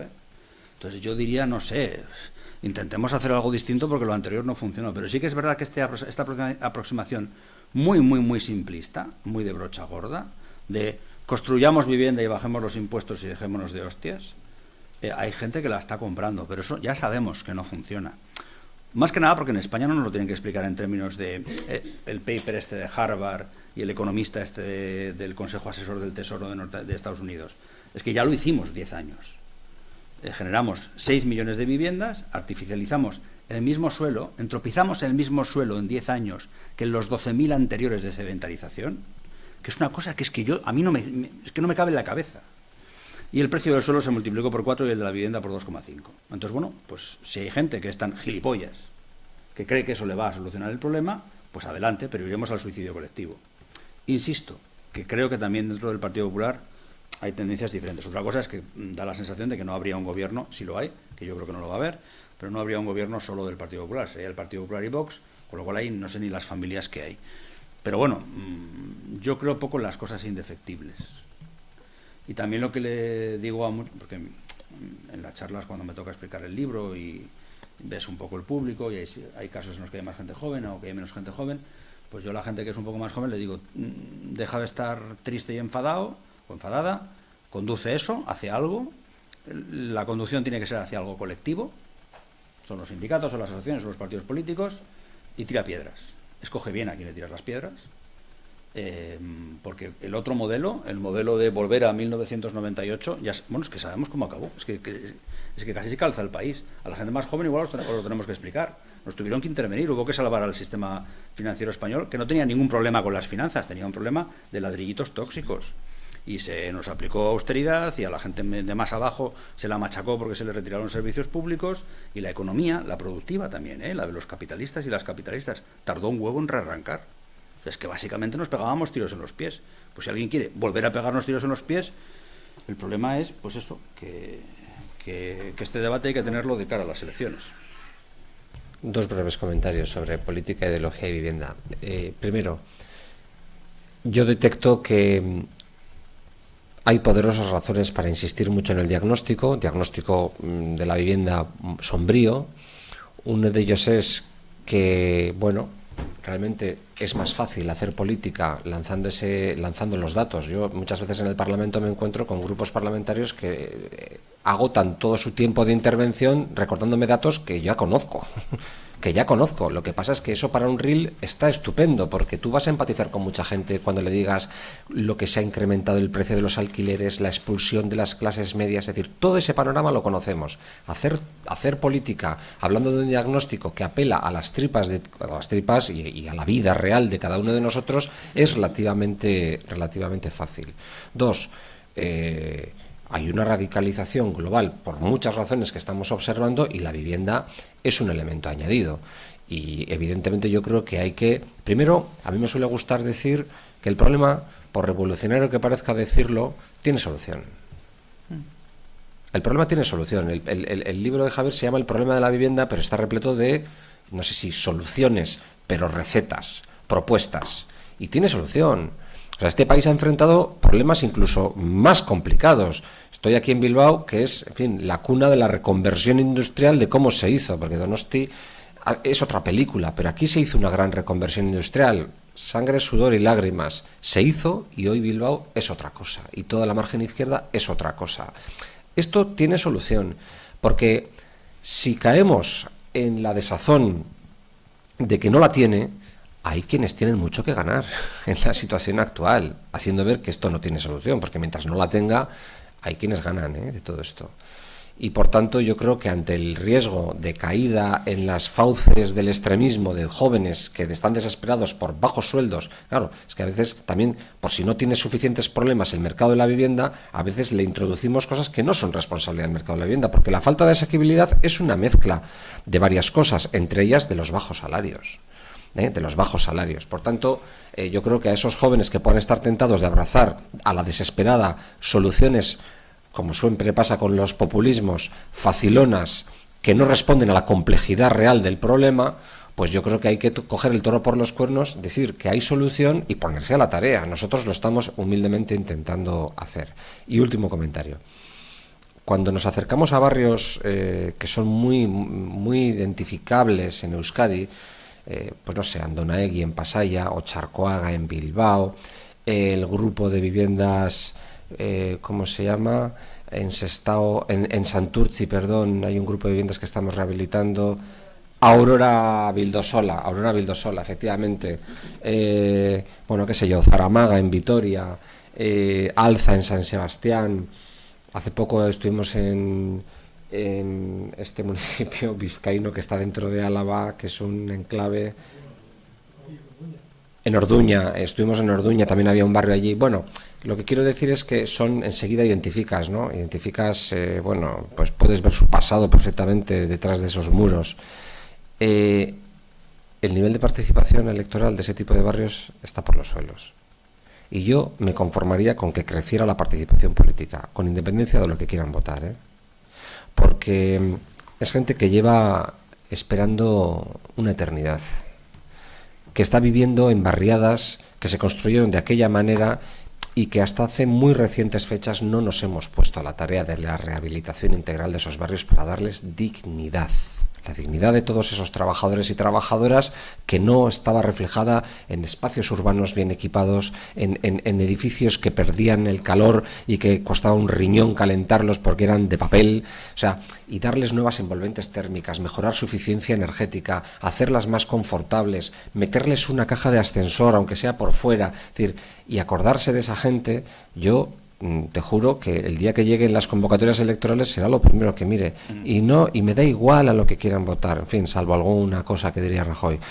me da igual. Lo que me gustaría es que la participación política, como sinónimo de compromiso con el sistema y como una especie de devolución de que el sistema se ha acordado de mí y vuelvo al sistema a votar, porque ahora estás viendo niveles de participación del 40%, del 39%, unas abstenciones galopantes. Es gente que ha perdido ya toda esperanza, que considera que esto ya no va con ellos, ¿no? Luego igual hay tipología también social, migrante y tal, que igual tiene otras razones añadidas de falta de adhesión o de enraizamiento para comprometerse con el futuro colectivo, ¿no? Pero bueno, venga, última palabra. A mí creo que se me va a entender. Sí, pero si no se graba. Creo que se me va a entender. Voy a enlazar con lo que con lo que has terminado tú, porque me siento totalmente identificado. Yo soy de barrio y siento barrio. Bien. Pertenezco a la reconversión, o sea que seguimos enlazando. Pero me he enterado de dos cosas aquí. Una, que soy un Gumer, que no tenía ni puta idea que era eso. Con B. O Gomer. Y otra, Gumer. que soy clase media. Oye, No, eso no. ya es que me ha llegado. De usted en particular no lo hemos dicho, O sea, me ha llegado. O sea, toda la puñetera vida trabajando como un cabrón en una gran empresa, como mi padre y mi hermano de autónomo, y a lo que hemos llegado es a tener un piso de mierda, tanto yo como mi hijo y como mi hermano, de 60 metros por debajo. ¿Y cómo pretendéis que se vaya a votar, como has dicho tú? Es que ni de coña. Ni de coña. Y vamos, y ya no sé cómo decirte, es que encima del tema de cómo estáis destrozando los barrios. Es que lo estáis destrozando. Vivo en Portugalete y lo único que queda de tener algo de verde lo vais a edificar. Y vais a meter una carretera por el medio del barrio. O sea, es que al final, ¿cómo queréis que se vaya a votar? Es que yo no. Y llevo ya un montón de años, ¿eh?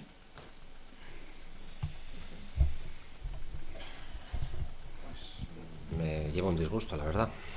No sabría qué decirte, responderte a tu caso personal, primero porque no conozco tampoco la realidad de Portugalete. Sé que hay intención de hacer viviendas y sé también que es una ciudad muy colmatada, es decir, que ya apenas queda espacio, pero también conozco gente muy cercana a mí que vive en Portugalete y que ha tenido responsabilidades en Portugalete. He tenido ocasión de estar allí en más de una ocasión y yo, es posible que esté muy sesgado, pero la percepción que tengo es que la gente de Portugalete tiene un nivel de sentimiento de pertenencia y de orgullo de pueblo muy alto. Tanto que la participación política en Portugalete es bastante alta. Pero bueno, eso no quiere decir que no haya casos particulares que puedan tener que ver con la vivienda, con la regeneración urbana o no, o con otras circunstancias de carácter, no sé, laboral, profesional, vital, lo que sea, que hayan truncado proyectos, ¿no? Pero no. Vamos a ver, yo personalmente siempre he estado en los temas colectivos. He sido presidente de la APA, entonces se llama, no como ahora AMPA, era de la APA, tanto en el colegio público como en el instituto. O sea, trabajar he trabajado. Pero veo que los barrios se están destrozando. Lo que es destrozar. Sí que hay cosas muy bonitas. En eso sí estoy de acuerdo. Y posiblemente esos personajes que me estás diciendo los conozca. O sea, no hace falta que me digan nombres porque te los podría decir yo. Joder, pero es que también tienen piso aquí, tienen piso allí, trabajan los dos. O sea, pero también dentro de la administración. Es que al final es una gotera la administración también, cuidado. Y los sueldos que tienen. Entonces, no sé cómo decirte, lo que es el barrio en sí, que te estén machacando. Joder, ascensores,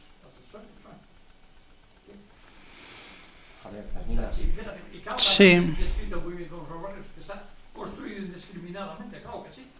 Es un terror. O sea, sales de una ventana y te pegas con el vecino enfrente, en la otra.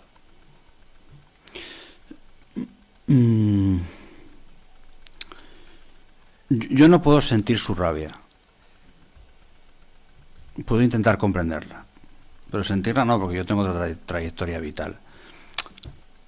Hay una cosa que usted, de lo que yo he dicho antes, ha interpretado a través de su experiencia personal, y es perfectamente legítimo, es que cuando yo he explicado que entre los boomers, gente de más de 60, da igual el nombre, entre gente de más de 60, una experiencia muy habitual, no quiere decir que todo el mundo, pero sí muy habitual, es que cuando fueron jóvenes, acabaron su formación y se incorporaron al mercado laboral, en España se hicieron unas políticas públicas de vivienda por el franquismo y después por el principio de la democracia, que generaron muchas viviendas protegidas y hubo gente que pudo acceder a la hipoteca y a la propiedad, como usted ha dicho, con mucha crudeza gráfica. Una vivienda, pues no maravillosa, precisamente. Bien. Entonces, eso es así, y una parte de su generación, puede que no usted, pero una parte de su generación, subidos en esa ola, en una ola en la que hubo ciertas políticas públicas, no solo de vivienda, pero también de vivienda, y en el país hubo un nivel de desarrollo económico mayor, cierta gente de su edad no ha tenido su experiencia. Es decir, económicamente les ha ido mejor, y una de las primeras o principales o a veces únicas inversiones que han hecho son bienes inmuebles. Entonces, yo lo que no estaba diciendo es que toda la gente de más de 60 años le han regalado una VPO y la vida la ha tenido regalada. No he dicho eso. De hecho, he dicho que son mis aitas, son mis padres, que por cierto, el mío está en la sala. Gente que ha trabajado muy duro, que ha querido que sus hijos se educasen, que han sacrificado muchísimo de su propia vida para que a su familia le fuese un poco mejor, y esos sacrificios individuales agregados son el cambio en el país. Entonces, yo no le estaba diciendo a usted que todo el mundo de una determinada edad pudo comprarse una VPO y que todo el mundo ha tenido segunda residencia y que a todo el mundo le ha ido muy bien. Lo que digo es que el número de personas que han pasado por eso, el porcentaje, en esa generación es mucho mayor que en generaciones siguientes. Y en el fondo, si analizamos su situación personal y vamos a gente mucho más joven y tenemos gente en la sala, no me atrevo a decir que hay zetas, pero sí me atrevo a decir que hay millennials jóvenes. En ese grupo de edad, o como dirían los argentinos, ese grupo etario, el porcentaje de personas que ha podido comprarse una vivienda es prácticamente inexistente. Y el porcentaje de gente de 30 y algo que tiene segunda residencia es 0. A salvo 4 ricos. Entonces, yo no le estaba interpelando a usted personalmente para ofenderle. Lejos de mí, ¿eh? Lejos de mí. Sí, sí. Y expresar una preocupación personal y también levantar la mano. Esto me pasa en casi todas las charlas, ¿eh? En casi todos los lugares de España, que levanta la mano un boomer y dice, usted es un cretino, que dice que nos fue a todos bien. No, a todo el mundo no le fue bien, o no de la misma manera. Pero un